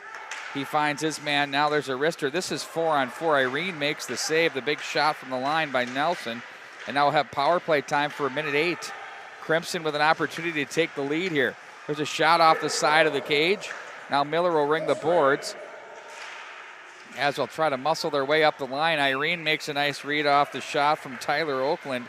He's going to hang on with 56 seconds to go of power play time. Well, Tyler Oakland has the A on his jersey for a reason, a leader on this team. Plus, he's offensively relevant as well. 3 goals, 3 assists, 6 points on the season. Good balance in scoring on this Crimson squad. It kind of reminds me of the 11-12 when they had the Woldens and such. But this is a team that you have to pay particular attention. It's not just one line. You have to contain all the lines on this Maple Grove Crimson squad for success. But they're getting some shots, Pete. They're getting some looks, and they're on the power play for another 45 seconds. While we're at it, our art director, Jessica Freeberg, with the, by the way, the score is 1-1, knucklehead. Update the score ribbon. Quality control. QC, and that one's deflected, misses the mark. Believe me, there's plenty of that needed around here. Rink wide it goes. Thomas loads it up, deflected that one wide of the mark. Now back up to the line. Nelson is there, steered aside to the near side. Now it's going to be handled by Thomas. Gets a little bit of help from the corner from Jacobs. Crimson on the move here. 11 to go in the power play. Newhouse on his man. That's Nelson. Shot blocked. Newhouse nearly off to the races, but then quickly on the stick was Newhouse to keep that one. Irene stretches for that one, but instead of the near side it comes. It's going to be Zitzlaff with it back up into the center ice area. No ice on the play with 8:13 to go. And another fast-moving stanza here from the rec center in St. Louis Park. Absolutely. Love this place, by the way. One of my favorite places to do games from. I don't disagree. But I'm absolutely all over Eden Prairie as well. There's a chance in front. Rolling puck. Love the community center as well. How about the cavernous Braemar Arena? I know that's your, well, mine too. Right. I'd rent a room there if they had one available, probably. We already have. But I think even Pagel is fun to call games from. The Richfield Ice Arena is fun. Richfield's amazing, yeah. Absolutely. But, we're a little spoiled in that respect, but it's always good to come back here to the rec center. I guess what we're trying to say is when you go to watch a high school hockey game in the state of Minnesota, it's a pretty special situation for everybody. Back into their own zone they go. Doesn't matter where you are. Bear is there off the boards. Poked back into Crimson territory. Wente bothered on the play. He goes down. Pushed back by Bear. Try to get that to the corner off the glass to center. It's going to be Anderson, the senior, backpedaling in his own zone. Leaves it over to the near side. That's Bear with it. Holds on to it. Spinorama. Nice. Nifty. Across the checkered. That was Bobby Orr, because if you're a defenseman, right. You can't be Denis Savard. I agree. I was wondering where you're going to go with that. You did well. Notice how it's never Dennis. No. It's Denis. Denis. I mean, right? You got to put the inflection in the proper syllable. That's the only time I'm going to tell a Dennis Savard story. I've told this one once before. You're going to, or you did? Okay. No, I've told this before. I'm going to say it again. It's the only time I've ever geeked out in an NHL post-game scrum with a coach or a player or whatever. Thing ended, I was standing off to his right side. He was the coach of the Hawks before Coach Q Quenville took over. Yep. And I thought he was doing a great job. I don't know why he even got fired. I didn't quite understand it, right. But whatever. I said, you don't understand how cool it is for me to see you be the coach. Because I grew up kind of loving you, but yep. hating you all at the right. same time because of the Stars Hawks. There's a chance, pad save, rebound. Oh, what a save, rebound. They score! Oh, what a chance there. Irene Sprawls makes the initial save. We'll take a look at this one on the replay, but the Crimson fought their way through on that one. There's the big glove save, and look at that second effort. Terrific stuff there. Well, indeed, and I think that's going to be Grant Zick, the junior forward, that's going to get his second goal of the year, but it was just a numbers game down low, and Crimson had the numbers where the Skippers were drifting off to one side, and Zick found himself all alone with the puck, put it in. So now it's 2-1 Maple Grove. They're closing the shot disparity. They're playing quite well, and they're winning some faceoffs. So Maple Grove turning the right direction. Here's Newhouse, as has been the story pretty much all afternoon and all evening here from the rec center. Whoever's been scored on has had an answer, and they nearly had one there. Now there's Zick with it, the most recent goal scorer. Back to center ice it goes as Henry will put the pressure on Nelson as Nelson leaves over for Elias. Elias hits a Skipper player, that's Streeter with it. And now they're going to regroup, are the Minnetonka Skippers, and play this one ahead to Nick Henry. He tries to work that to the slot area as he corrals Elias with the stick up high. Bounding puck to center ice, chopped at. Here come the Crimson. They glove that one down. Zick will play that one back in behind the net. On the puck now, it's going to be handled by Conan, as Conan is there. Nice job to stay on that one. That one misses the mark. Streeter over from the right corner, plays this one ahead. Newhouse is there. Now it's reached for by Conan, plays it over for Zitzloff. Back up through center ice, that's going to be on goal, and content to just cover that one up. It's going to be Slotsby as the score remains 2-1, 19-13 shots on goal in favor of Minnetonka at this stage of the game. Thanks for joining us here tonight on the MNHockey.tv. Well, shots at one point were 14-4 or 5, so Maple Grove's really kind of taken the play to the Skipper team in the last 4 or 5 minutes. Power play certainly helped on that, but we're back to 5-on-5. Just 5:43 left in the second period. Maple Grove up by 1. Pitchforked into the neutral zone. Of course, Duke Kiffin is out here. Crazy Uncle Scott is in the house. He's awesome. Here He's a for very nice the man. Christmas season. Gave us a little lowdown on the family tree. Pretty Out of impressive. Colorado, we've shouted him out from the Pagel Activity Center. The smiling Jerry Burrow is here. I can't believe he's still upright. I thought he would have passed out hours ago. Jerry Burrow, of course, the hockey connection in Duluth, Minnesota, has been taking in all the action here from St. Louis Park. He likes it here because John Barger serves the great food. From the left wing side, there's a shot in on goal. That was a good chance. A nice save by Irene. And that was from Landon Gunnarsson, just a freshman forward, turned and fired, put a good shot on about 2 feet off the ice.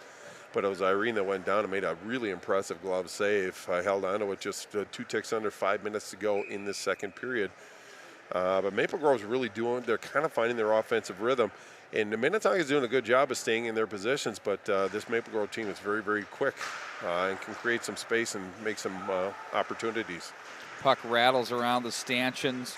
There's a wrist shot that's high off the glass. Back from the corner now, it's Conan. Outlets to the right wing side. Nice forecheck. Takes that one away as Oakland, who plays that one right back in behind. Zitzloff is ridden on the play. Nice check there by Jacobs.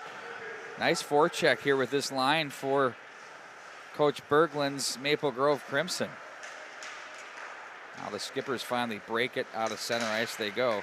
Keppers is there, looks over for Lagerback. Lacombe comes over to assist. Lagerback wanted to muscle his way down, but Wente said no. Keppers, and he took the goaltender. Slotsky saw that one last second. Another turnaround opportunity. Back-to-back opportunities for the Skippers. Well, I really like the goaltender of this Crimson team. Very confident, very capable, but again, the first one up a little high. He controlled that one quite well, and then the follow-up was a pretty easy save because he was in the proper position. Well, that but one snuck through on him, though, didn't it? That first one looked like it surprised him. You are correct. But the second one, he made it a very calm save in a very trying moment. Oh, and you said that's so calm and very under control. Well, that's what I wanted to kind of do. Yeah. Mm-hmm. Put us all to sleep here tonight. Yeah, the golden tones, cool 108. The quiet storm. Yeah. The penalty coming up. This will be on the Crimson. We get to see that power play again for the Skippers. Well, you don't want to give the Skipper team too many opportunities. They do have some players that can put the puck in the net. Their defense are playing with some confidence today. But again, Maple Grove going to the box, and that's going to be a penalty. I didn't see the infraction, but it's going to be Matthew Gruss. He got a hand in there for a hold, I believe. Okay. Pulled him back, spun him off the biscuit. Well, again, the Crimson at 84.2 penalty kill, and Skipper's 22.2 and growing on the power play. Zitzloff now from the left point, over for Conan. Back for Zitzloff, that was deflected. Conan gets it back from Zitzloff as he's going to guide this down the line. It's going to be Newhouse. Newhouse looks back up high, nice pass there. There's a wrister, turned aside, nice save by Slotsky, the senior. Now Conan gathers. His wrist shot's blocked. Great job there up high by these two forwards. Taking that one right off the shins was Sam Jacobs. Then he clears it the length of the ice as the Skippers will regroup with Zitzloff. Well, Zitzloff and Conan have done a good job back in the back points, but Conan getting a couple pretty good looks. I like the fact he's not taking the big windup too. Turned back into the Skipper zone by Zick, who made that defensive play with 3 minutes remaining now in the period. 1:08 to go in the power play. Zitzloff off the stick of Streeter. I'm sure he'd like to have that one back. So it's sent right back through center. Glove down. Zitzloff, nice job to make that read. Keeps the forward momentum, and on the change, they're offside at the line. Well, and it's a point of contention, but it was Newhouse that couldn't get off the ice in time, and he's in the offensive side. So when he came in with some enthusiasm, and I'm speaking of Dylan Zitzloff, the defender, obviously the offsides will be flagged, but just 57 seconds left in the penalty to Gruss for Maple Grove, 2:48 left in the period.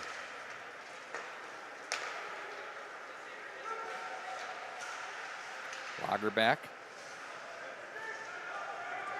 pushes this down the boards. 46 to go in the power play. Now it's Kiffin from the left point. Plays over to the right wing side. Lagerback, back door, loaded up. Quick wrist shot in on goal. Nice setup by the Skippers. Well, indeed it was. It was Kiffin to Lagerback. Lagerback looked up, didn't see a shooting angle, but he saw Miller coming in from the far side. Put it right on his tape, and a good redirect by Miller.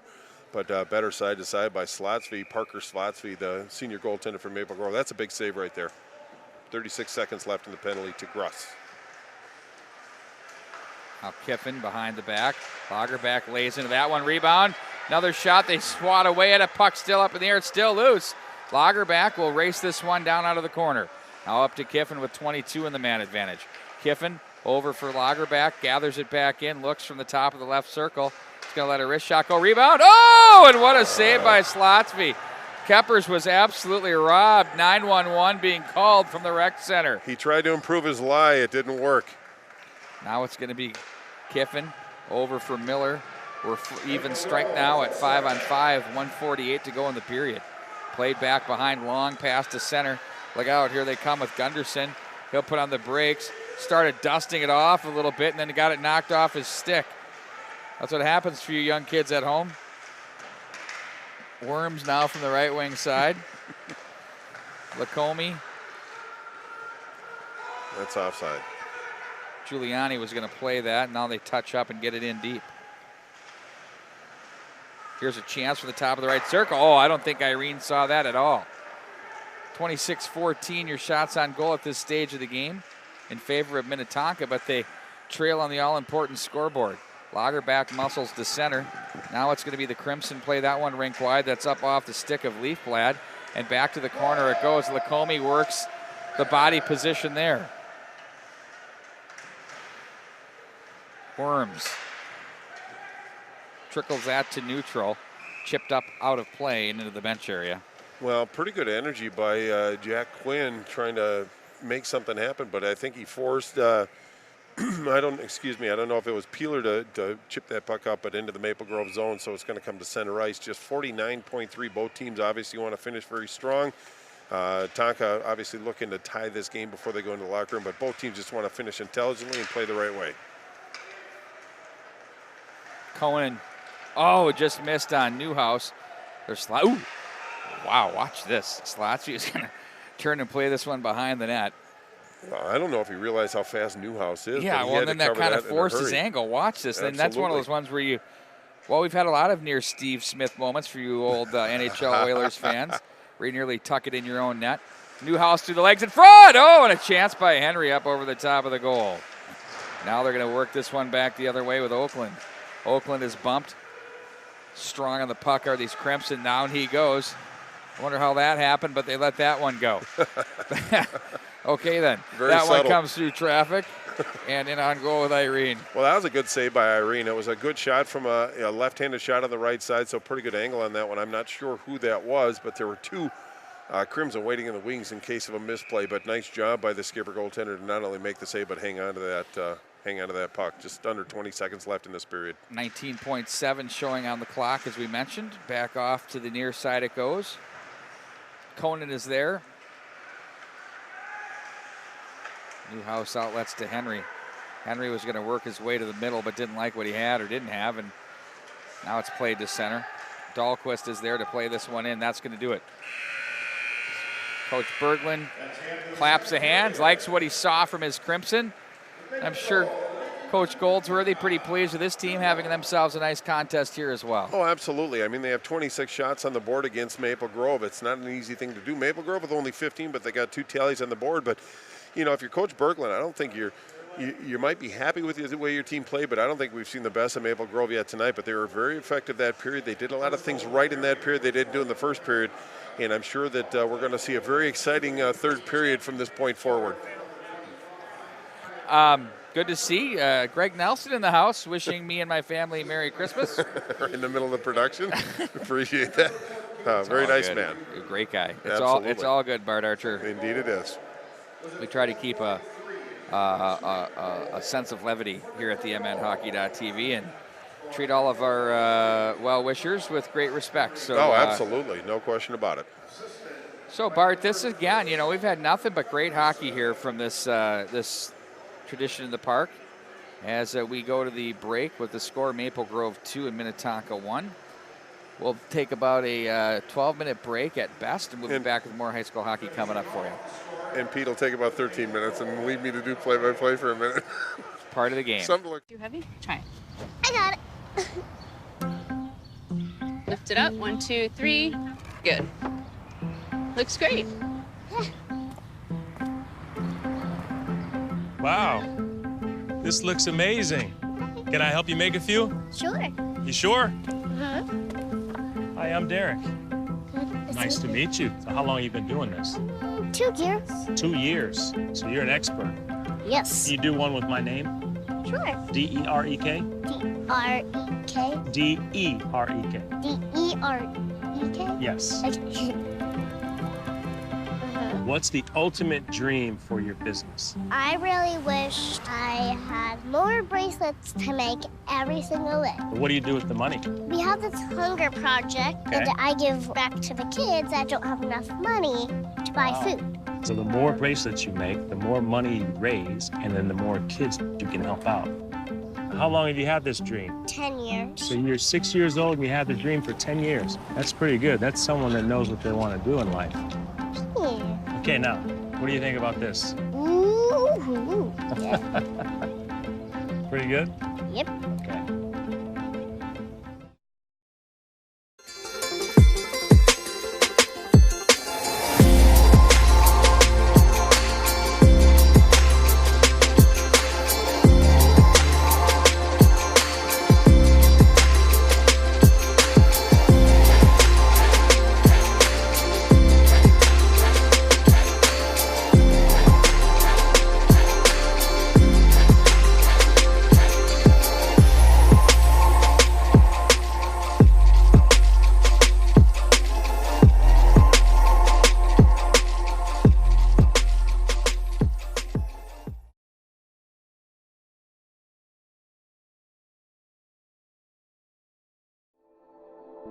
I think that being in a sport, it has built into it the concept that we are going to face a challenge.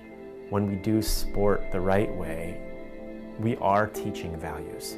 We're teaching kids how to be hard workers. We're teaching kids how to be courageous, to be fearless. Dynamites, because we have a focus on whole life youth development, physical, academic, social and spiritual excellence, we get that we're trying to develop people to be whole people. And I think that when you combine that mission with sport, I think you naturally get that. We have programs in each of those 4 areas. We have ice hockey for physical excellence. Academic excellence includes academic support like one-on-one tutoring. We have a summer academic camp. Social excellence includes our big community service project, Greg Carroll Learn to Skate, and also we're faith-based. So when kids are old enough, they have the choice to go to summer camp, kind of that traditional summer church camp.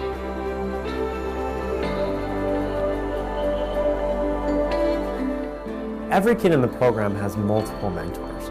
If they're in tutoring, they have a very special mentor that's just their very own. And then of course the hockey coaches are mentors, and of course all the staff are mentors too. We have a very high retention rate.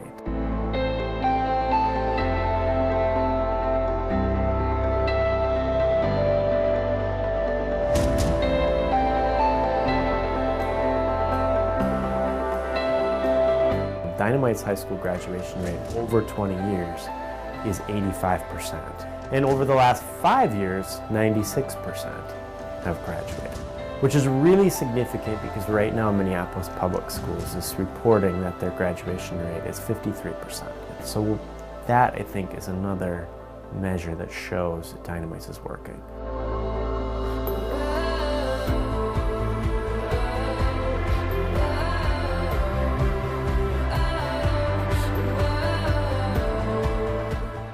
Being a faith-based organization, I think we're able to say things that are really powerful sometimes. You might say to the kids, like, we're gonna do some hard things today.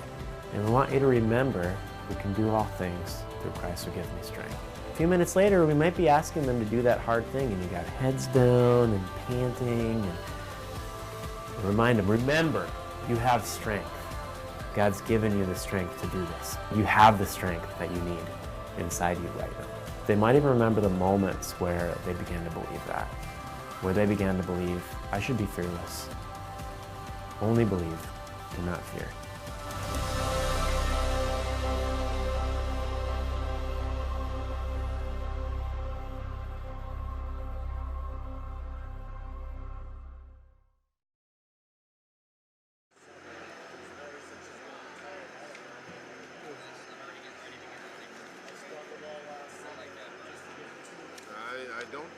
I understand where you're coming from. Braemar Arena.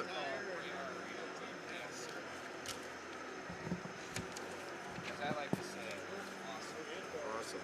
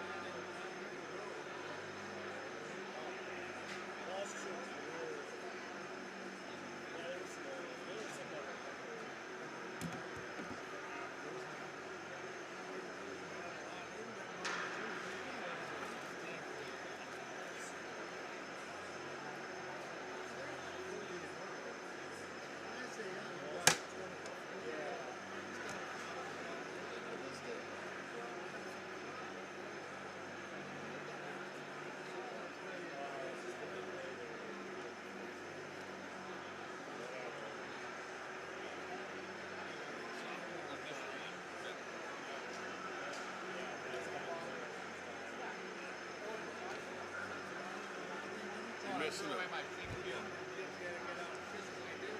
This one?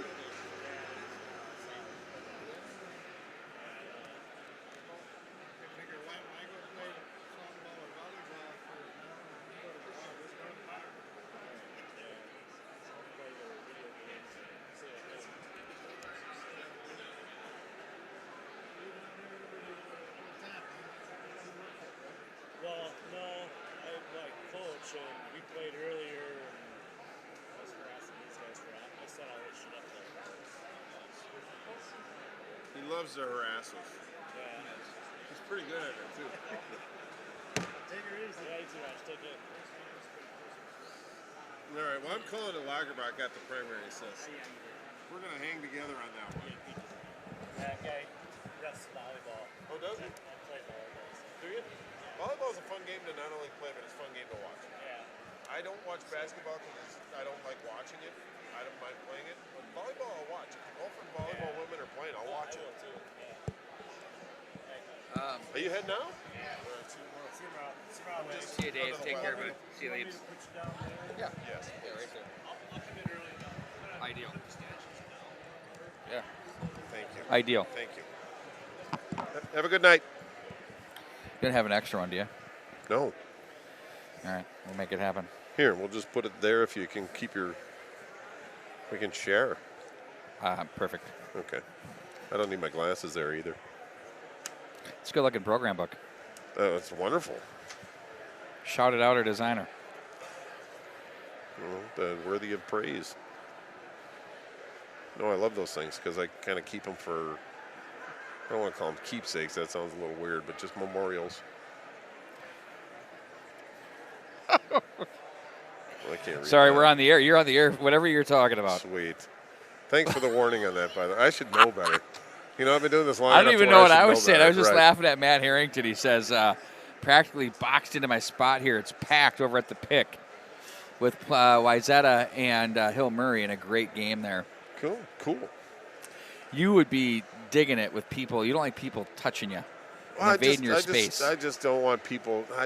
And it happened back at Braemar Arena where I Oh, was look sitting at this. behind. According to the young Matt Harrington, I wish I had a big stay away sign. So annoying. Give me my space. Why? I know it is kind of true, though. They hone right in on Right. you and dominate. It's what's happening here. Well, it's kind It's like you all have to stand right here. Like, really? There's like a million spots they could go, right? Well, I think that I was at Braemar once and I was in the stands because there wasn't enough room up on top in the mezzanine. And this lady kept looking around at me. She was a mature lady, and she kept going, "Why are you talking to yourself?" And She I did said, not. I swear. What, define mature. 80s, maybe 75. I would call that 80s. old. Well, no, I want to Fossil. be. I want to be. Well, I'm not too far away from that, but I know. But it turned out it was one of the parents' grandparents that was in the stands. So I'm kind of You thinking thought back. you had a little bit of an issue. Well, I kept thinking back in my inventory, my wondering if well, we don't say anything really bad about anybody, but it's just. I know. It just Well, makes- I don't even know what we did at the start of that period. Who knows? It's another variable. Did we that- say something ridiculous? I don't like think I don't so. even know what I'm thinking. Like I don't even know what I'm saying now. Game 4 today. Well, you've had a little different challenge than I have. I just kind of, I just regurgitate information and say the same phrasings Well, over and and I over don't. again. Well, at least you mix it up a little bit. But no, I don't mind the space. I don't mind people being around, but I just don't want the variable of having to watch what I kind of say because it throws me. I'm not that smart. Even when I take the gum out of my mouth, it makes it a little more challenging. Well, be so I glad understand you're not about big Maddie. enough to be thrown off the air because it's the internet. So what? And it's our show, so get your own if you don't like it. Wow, fair enough. I like that. Oh, I mean, what do you do? No, it's just.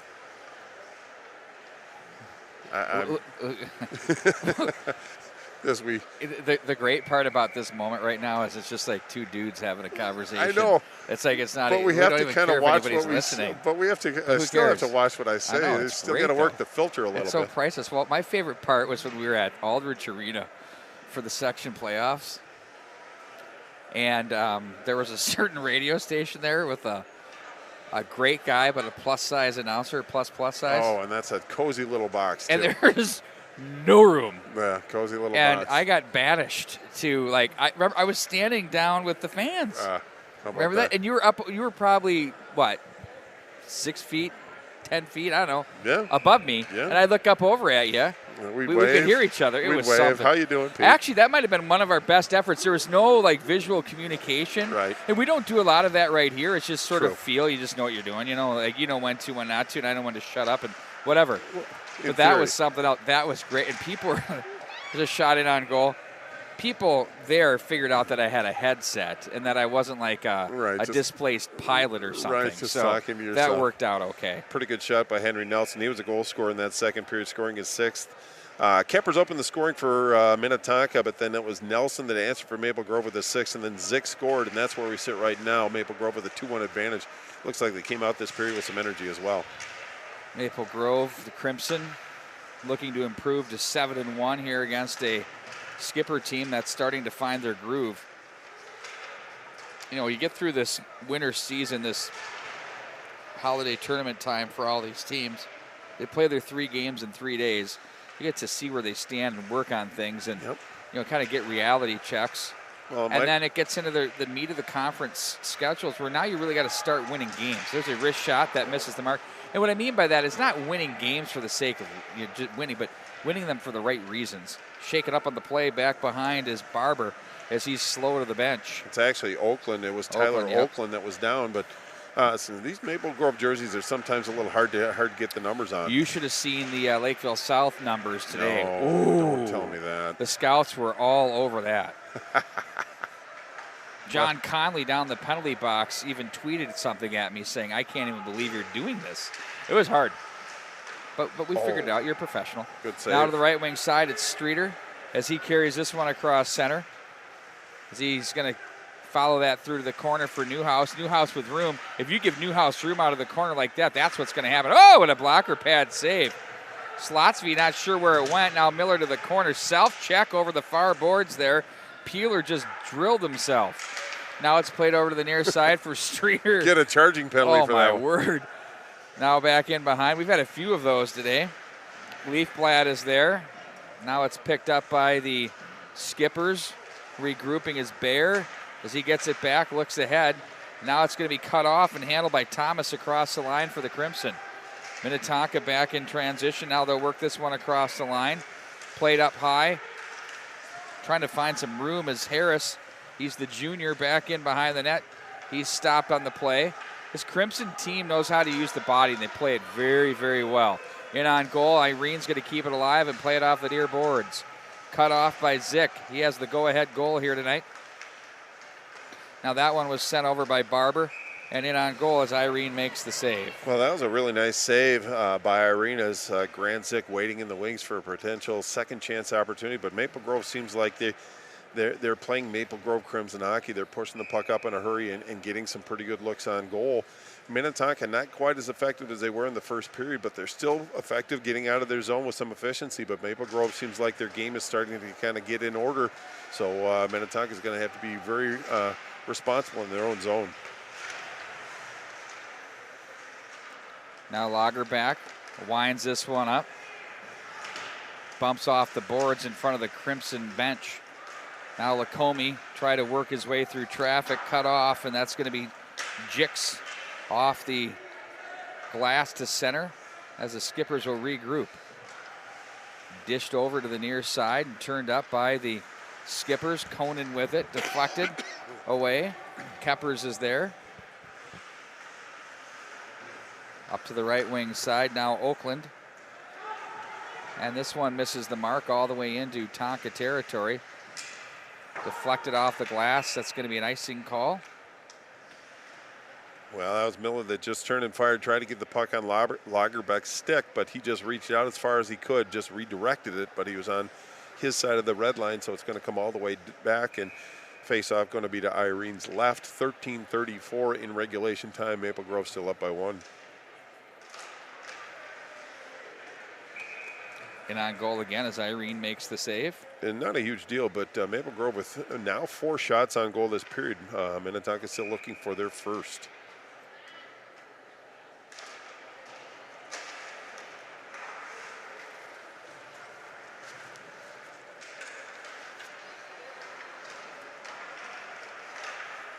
Through center ice. Chopped off the near boards. Kiffin was there, knocked away from him by Oakland, and all the way in behind. Miller watched by another number 21, that's Jacobs. Left wing Streeter finds Nick Henry off his stick. It's going to be Elias with it, off the boards, walking, holding. Ooh, they had Streeter trolling to the slot, but that hit a Crimson skate. Now it's going to be Miller as he backpedals back in to his own zone. Turned up by Harris across the line. He has Kiffin with him. Harris finds some room. Oh, and he slung one through to the oncoming Liam Worms. That one missed the mark. Back in all the way behind. Now crashing down to the forecheck. It's Quinn. Played up through center, but not through center. Rather, they score! Boy. Oh, that was Kiffin. I thought that was going to make its way through, but a great play made at the line. We're brand new at 2. Well, and I don't think Slotsky saw that one. That was just under the bar, but it was just a couple strides inside the blue line, just to what seemed to be a harmless shot, but a line drive in the box score. That just found its way through all traffic just under the bar. Now it's 2-2, 12:36 left in regulation time, and for Kiffin, that's going to be his second goal, but a big goal for his Minnetonka Skippers. Energy on the bench. Everybody's standing now. Maple Grove just business as usual, back to the dots. Very methodical as far as how they go about. So I like the body language on Maple Grove, but obviously Minnetonka has a little bit of a extra jump in their step now after that goal.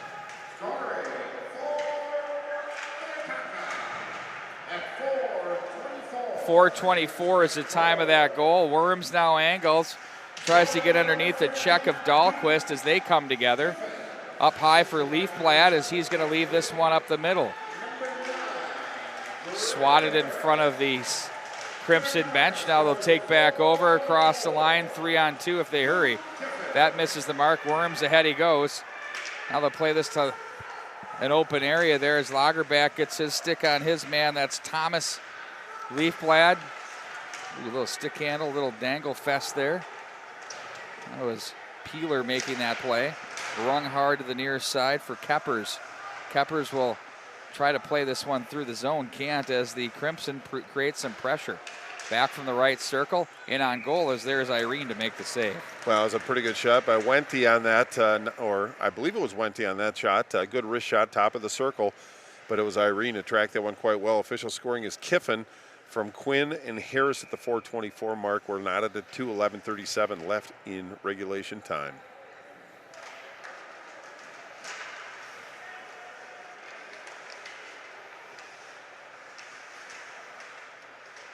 I do like the answer from Maple Grove. They came right back and put a good shot on goal. Good teams do that. When Indeed. they get scored on, their next 2 minutes are going to be the very best you see.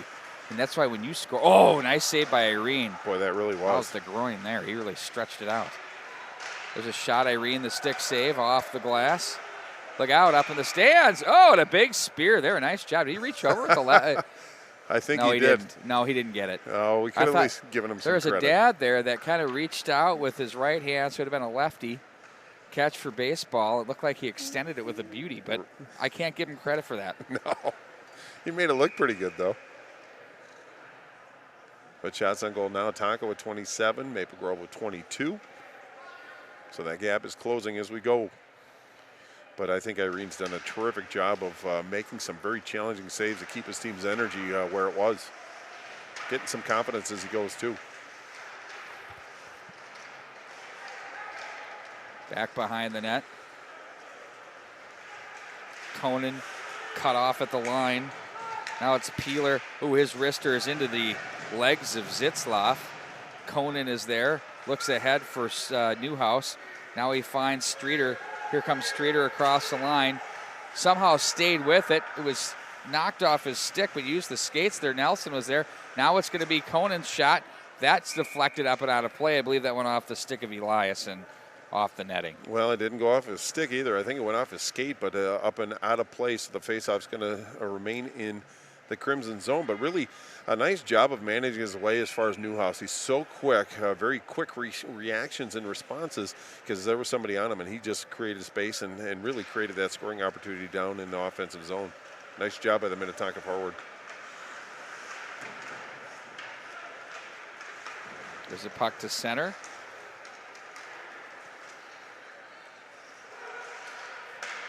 Steered aside by Slotsky. That was Bear that took Thomas. that shot. And now it's going to be Barber. Barber looks to the slot area, looking for Zick. That one was fanned on. There's Irene. He's been good here tonight. Lots of tough chances. Crimson now from the low corner. Stopped again by Irene, knocked away, and sent through center ice. That will most likely not have enough for, it does, an icing call. 9:47 now showing on the clock here in the third period. All knotted at 3. Well, maybe a little later in the period that one might not have made it over the goal line, but it did. And it's just Minnetonka relieving some pressure because it's Maple Grove that seems to be winning the stick battles now and pushing the puck to the open area. Ooh, they're going to deny the line change by Coach Berglund. Hand went up. Hand went up. You can't blame him for trying. But again, it's going to be Zick in the dot against Graham Harris.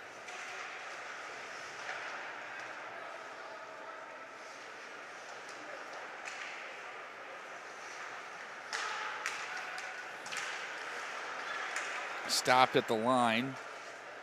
Kiffin has worked on there as he chips it to center. I know his grandma's on board. Got to say hello to her because Crazy Uncle Scott said that he was well aware of the shout. Well, that's what he calls himself, so that's what I call him. It's like if I said, "What's your name?" and you said, "My name's Bart," and I said, "I'm not going to say, oh, hey, Mark, how are you? It's Bart." It's Crazy so Bart. So he called himself Crazy Uncle Scott. That's awesome. So we're going with it. Okay. Puck is knocked off the stick back in behind the net. Crimson with some serious pressure here since this thing's been knotted up at 2. They're not messing around. Yep, they're winning the tight area battles. Miller.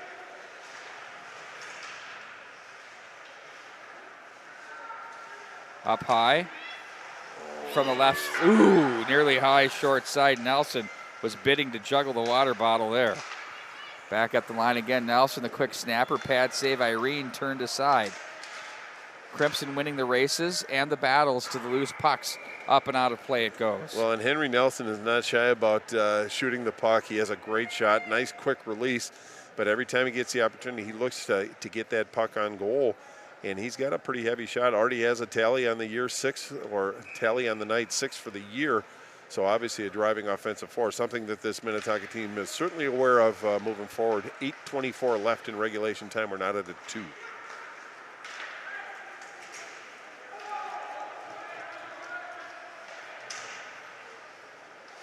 Puck will be played around the wall. Zitzloff held on to. Well, that's not a bad play by Irene, the goaltender. As I believe it was William Peeler, we said his name a couple times tonight. He was waiting in the wings, and it was a bouncing puck, so he made his body big, receive the puck, and near a rebound. Jerry Burrow, your thoughts on all of these games today? Have you watched any? Okay. That's a good answer, Jerry. That Rosemont Andover game was special. It was really good. I thought the Holy Family Catholic Benilde St. Margaret's game really good. This game has been right up there with them. Has a lot of intensity, great skating, good scoring chances. Both goaltenders have been terrific. 27 shots for Minnetonka, 25 for Maple Grove. And that margin that Tonka had has been shrunk here in the third period. There's Lagerback off the corner. Just misses the mark. Anderson slides over his wrister. That one off the end boards, thundering. Now it's the Crimson on the move, back out of the zone. Stopped on the play. Glove down by Anderson. Now it's going to be the Skippers' turn to assert their will.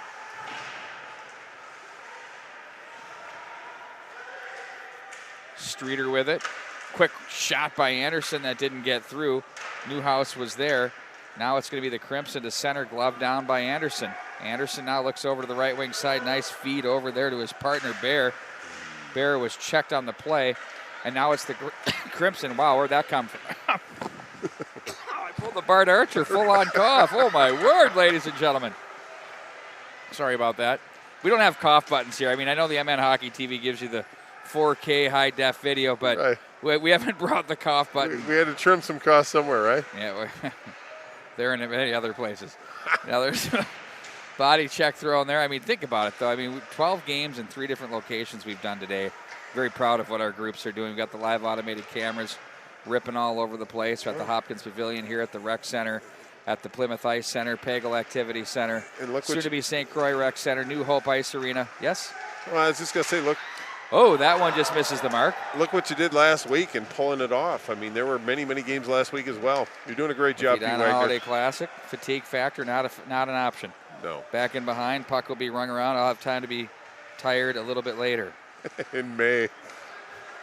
There's a shot in on goal, and that one is hung on to. And that's Chris Kernan, the junior forward. Obviously a notable offensive player. Kind of walked around, really created some space, got in the middle in the scoring area, took a good shot, but Irene once again picks his team up when the wheels are wobbling. Hello to Amy Rapp, who's listening on. Awesome. Hello, Amy. Of course, an RT, respiratory therapist. She said we need one. Let's just order one right now. Let's get her done. Come on down and clear the airway. Boy, 8 days is a long time. Another Get good on save. goal. There's a night again, but he's square to the puck. Yeah. He's very athletic back there. Well, plus I like his rebound control. He's not kicking him out as you would say a Pez dispenser. He's very calm and methodical the way he goes about his business. Very impressive so far tonight. Both goaltenders have been. Ooh, that was off the crossbar. That one rang the dinner bell, folks. But again, that's a bit of a break. But if you're Maple Grove, you have to feel pretty good because you put a good shot on goal. It did beat the goaltender. Unfortunately, it was a metallurgical save, but the faceoff's going to be to the right. 5:45 left in regulation time. Channel my inner Doug McLeod. I beat you to the metallurgy. I know. You're right. The metallurgy. Right.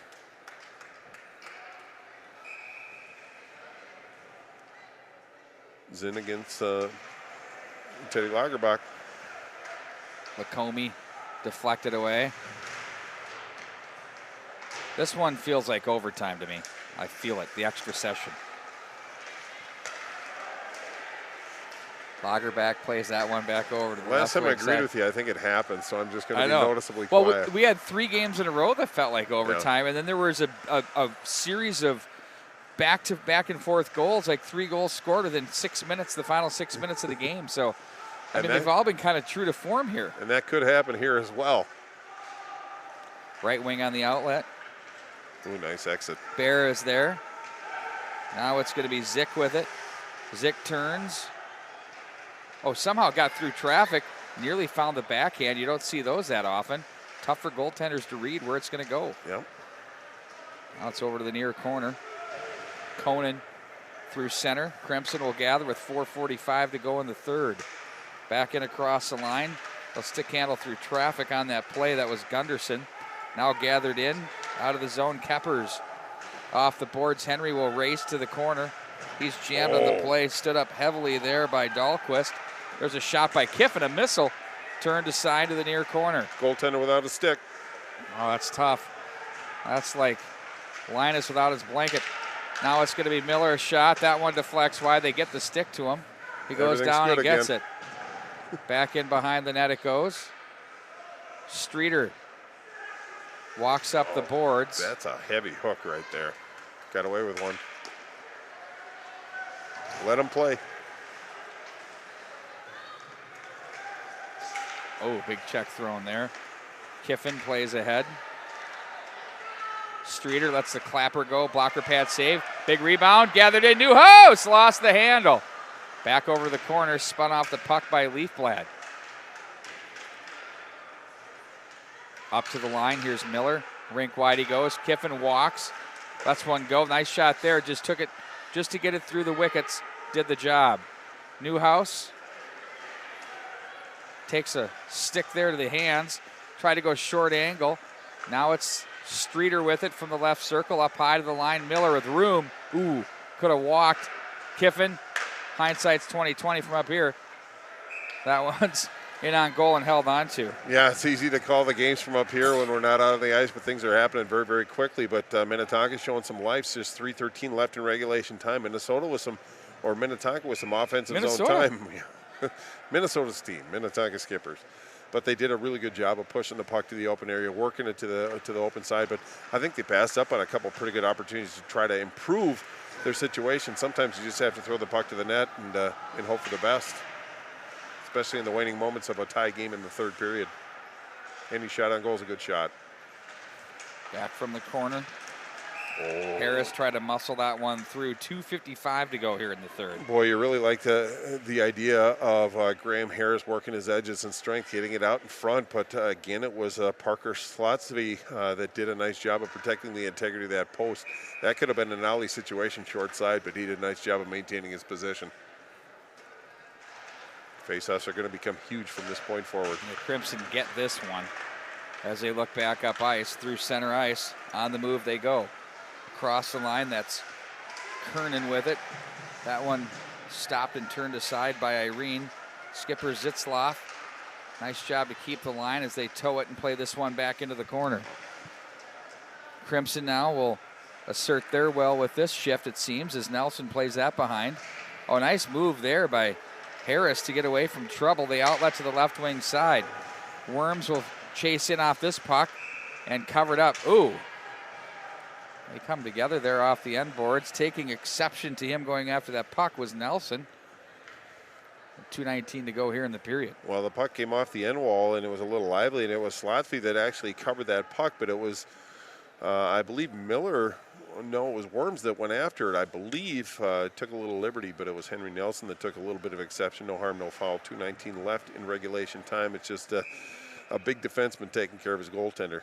And Nelson is really, I've been very impressed with the way that he plays. Actually, there's a lot of guys on this Maple Grove team. Haven't seen them yet this year, so I had a lot of questions coming in, and they've certainly answered a lot. This is a really good team, even without Kukkonen. He just puts them over the top. Indeed he does. Ooh, it's going to be an offside. Kind of a delayed whistle on that one. Going to come outside the Maple Grove zone. 2:12. Time is obviously of the essence. If you get an opportunity to get the shot, take it. But you want to be intelligent, defensively responsible, defense first through that will come offense. So both teams are going to play very defensively sound from this point forward. Face off the top of the dasher.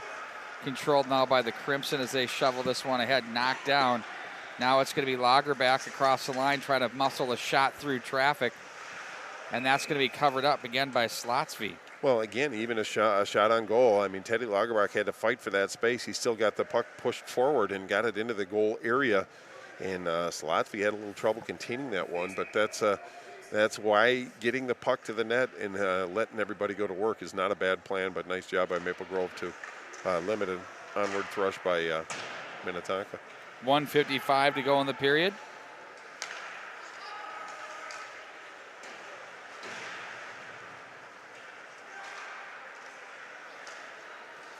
Now it's going to be the Crimson through center ice. 1:40 across the line.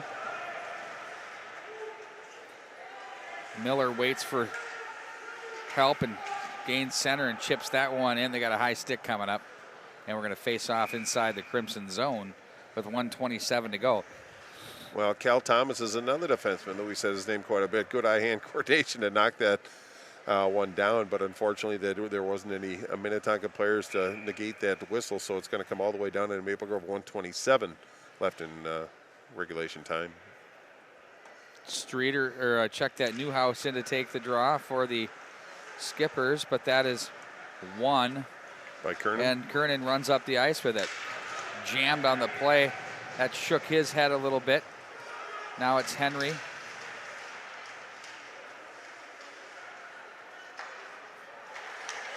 Nelson shot, caroms hard around the board, sent right back down by the Crimson.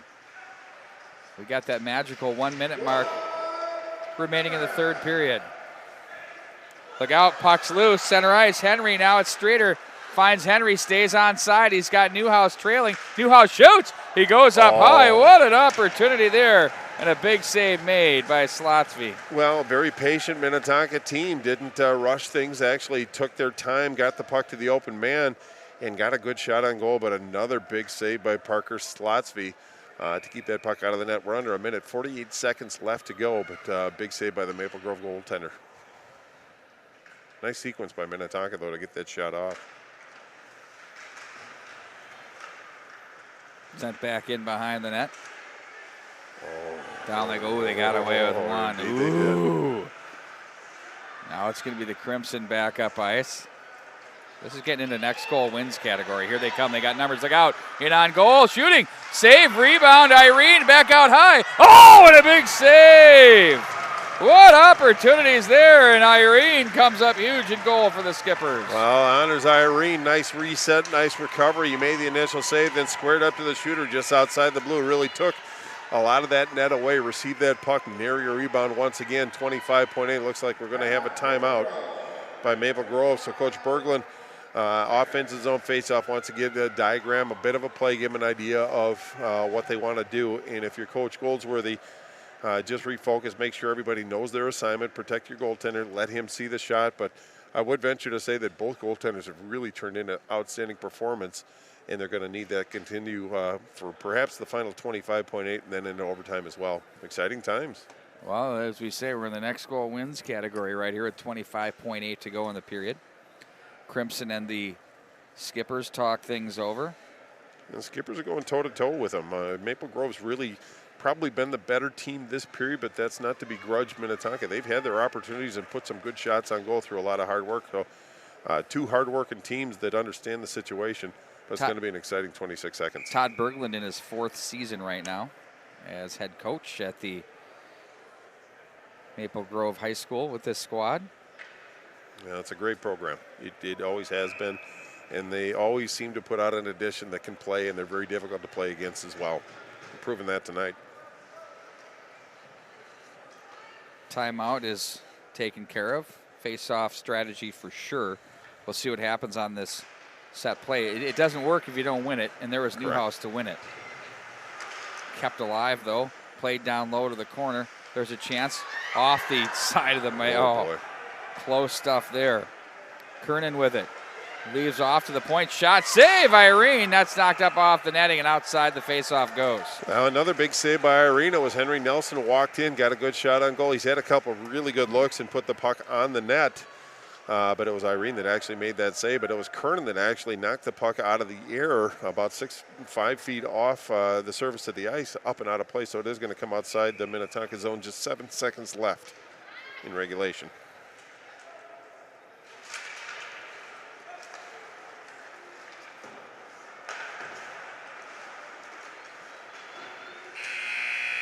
And that's going to do it for the period. That was a long 7 seconds, wasn't it?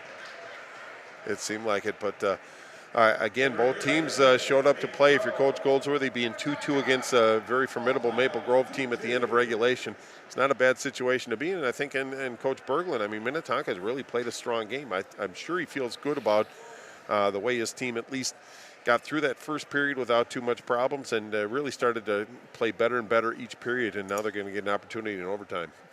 So the way it sits, there's 8 minutes of overtime hockey. Next goal wins.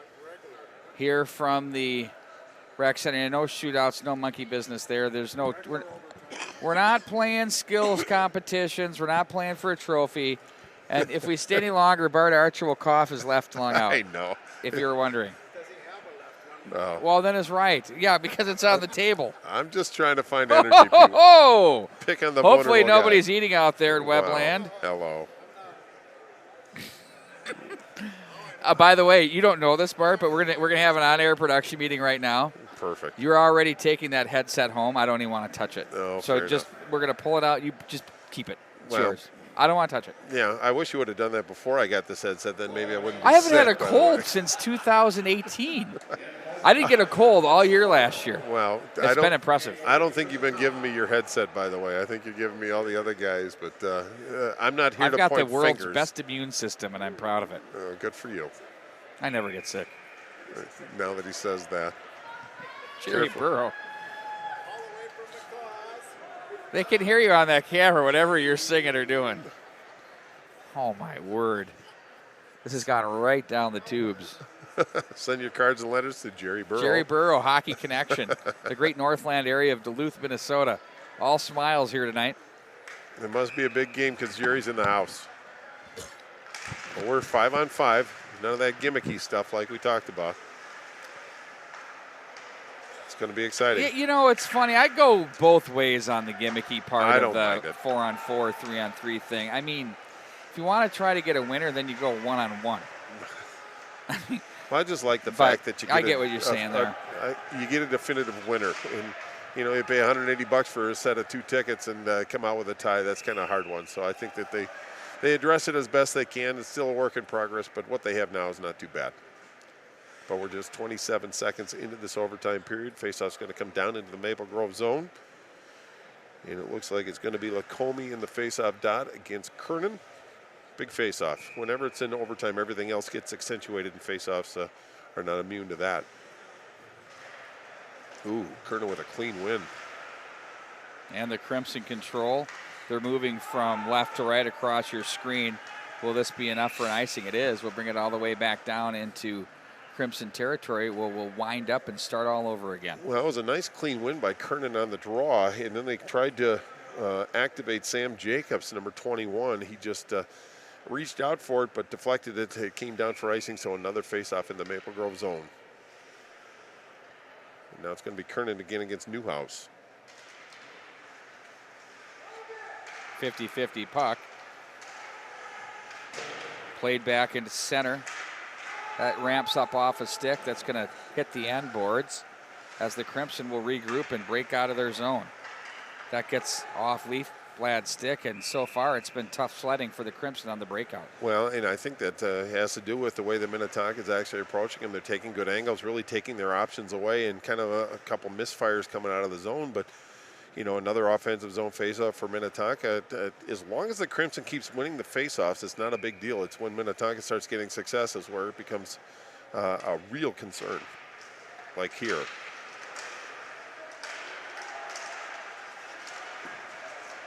Look at that defensive wall that the Crimson put up in front of their goalie. They packed it in, as we like to call it.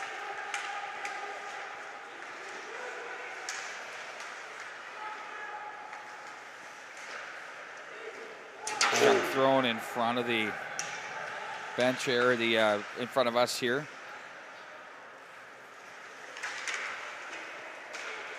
Checked on the play. Nice job by Kiffin to step up.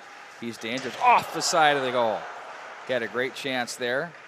He's had a great game. Yeah, he really I'm has. not saying it because crazy Uncle Scott said hi either. It doesn't hurt. But. Well, no, I mean, it brings attention. No, don't start that. Because then they all act like you're their friend. And, right.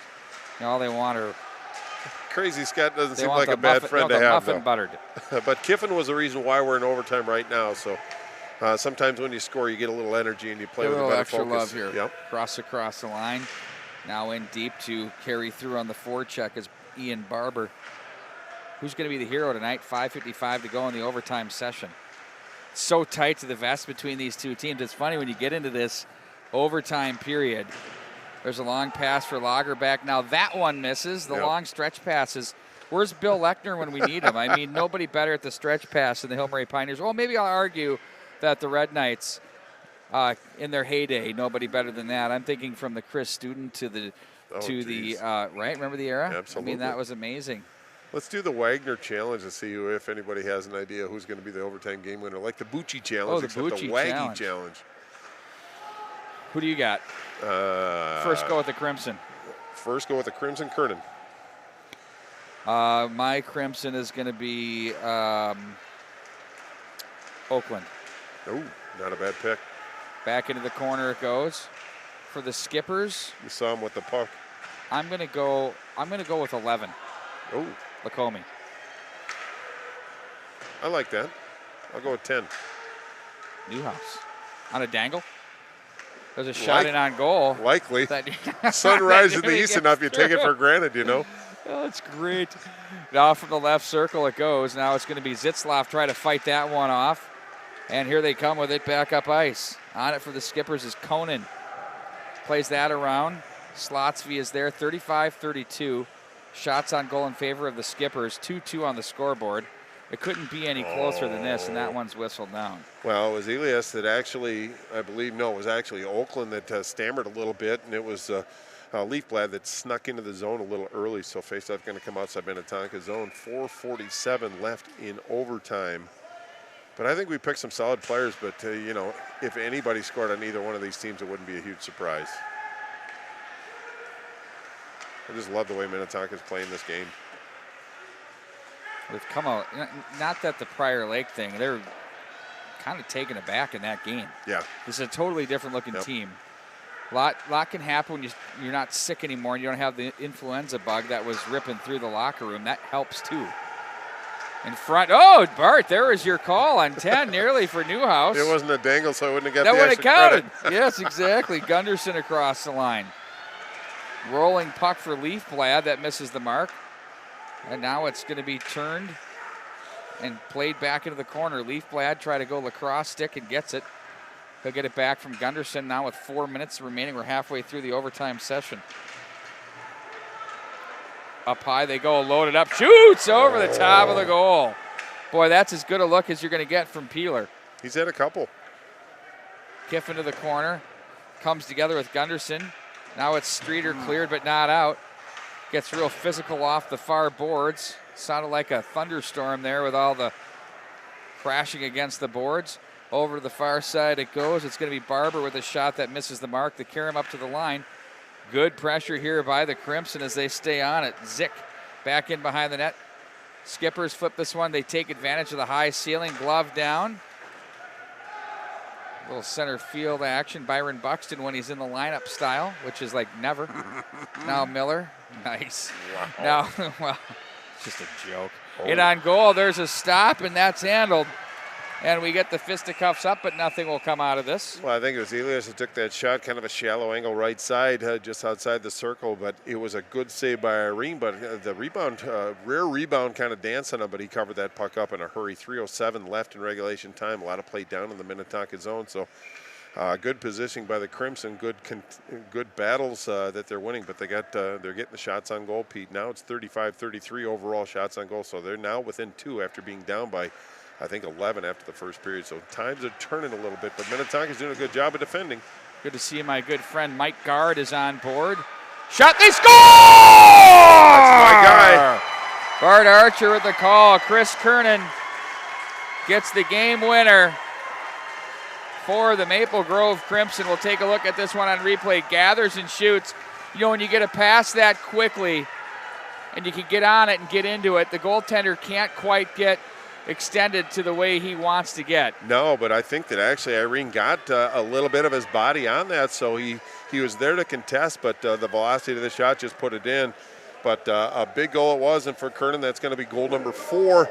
But a big win for Maple Grove Crimson against this Minnetonka Skipper team, but a good exhibition of how this game's to be played by both teams, so we appreciate their efforts tonight, but Maple Grove comes out with the win. Don't forget the tradition of the Park Holiday Classic continues tomorrow with games right here. Go to our viewer guide. We'll have another one posted for you tomorrow. Click the link. You know how to do it. You've done it. We got it. That'll be great. Lakeville, South Benilde, St. Margaret's at noon. Elk River and Holy Family Catholic at 2:30. Rosemont and Maple Grove at 5. Minnetonka and Andover at 7:30. Over on the other side at the Plymouth Ice Arena, where we've got the tradition at Pick. Thank you very much. Tomorrow it's going to be Cretin-Durham Hall and Blaine at noon. Wayzata, St. Michael, Albertville at 2:30. Pocasco Carleton at 5 with Hill Murray. That's going to be a good one there. And then Blake and Centennial at 7:30. We'll also have the semifinals of the Walzer Invitational from Braemar Arena tomorrow night at 5 and 7:15. For Todd Grover, Bart Archer, Jerry Burrow, and all of you that have been on with us with a great night of hockey, I'm Pete Wagner. Good night, everybody.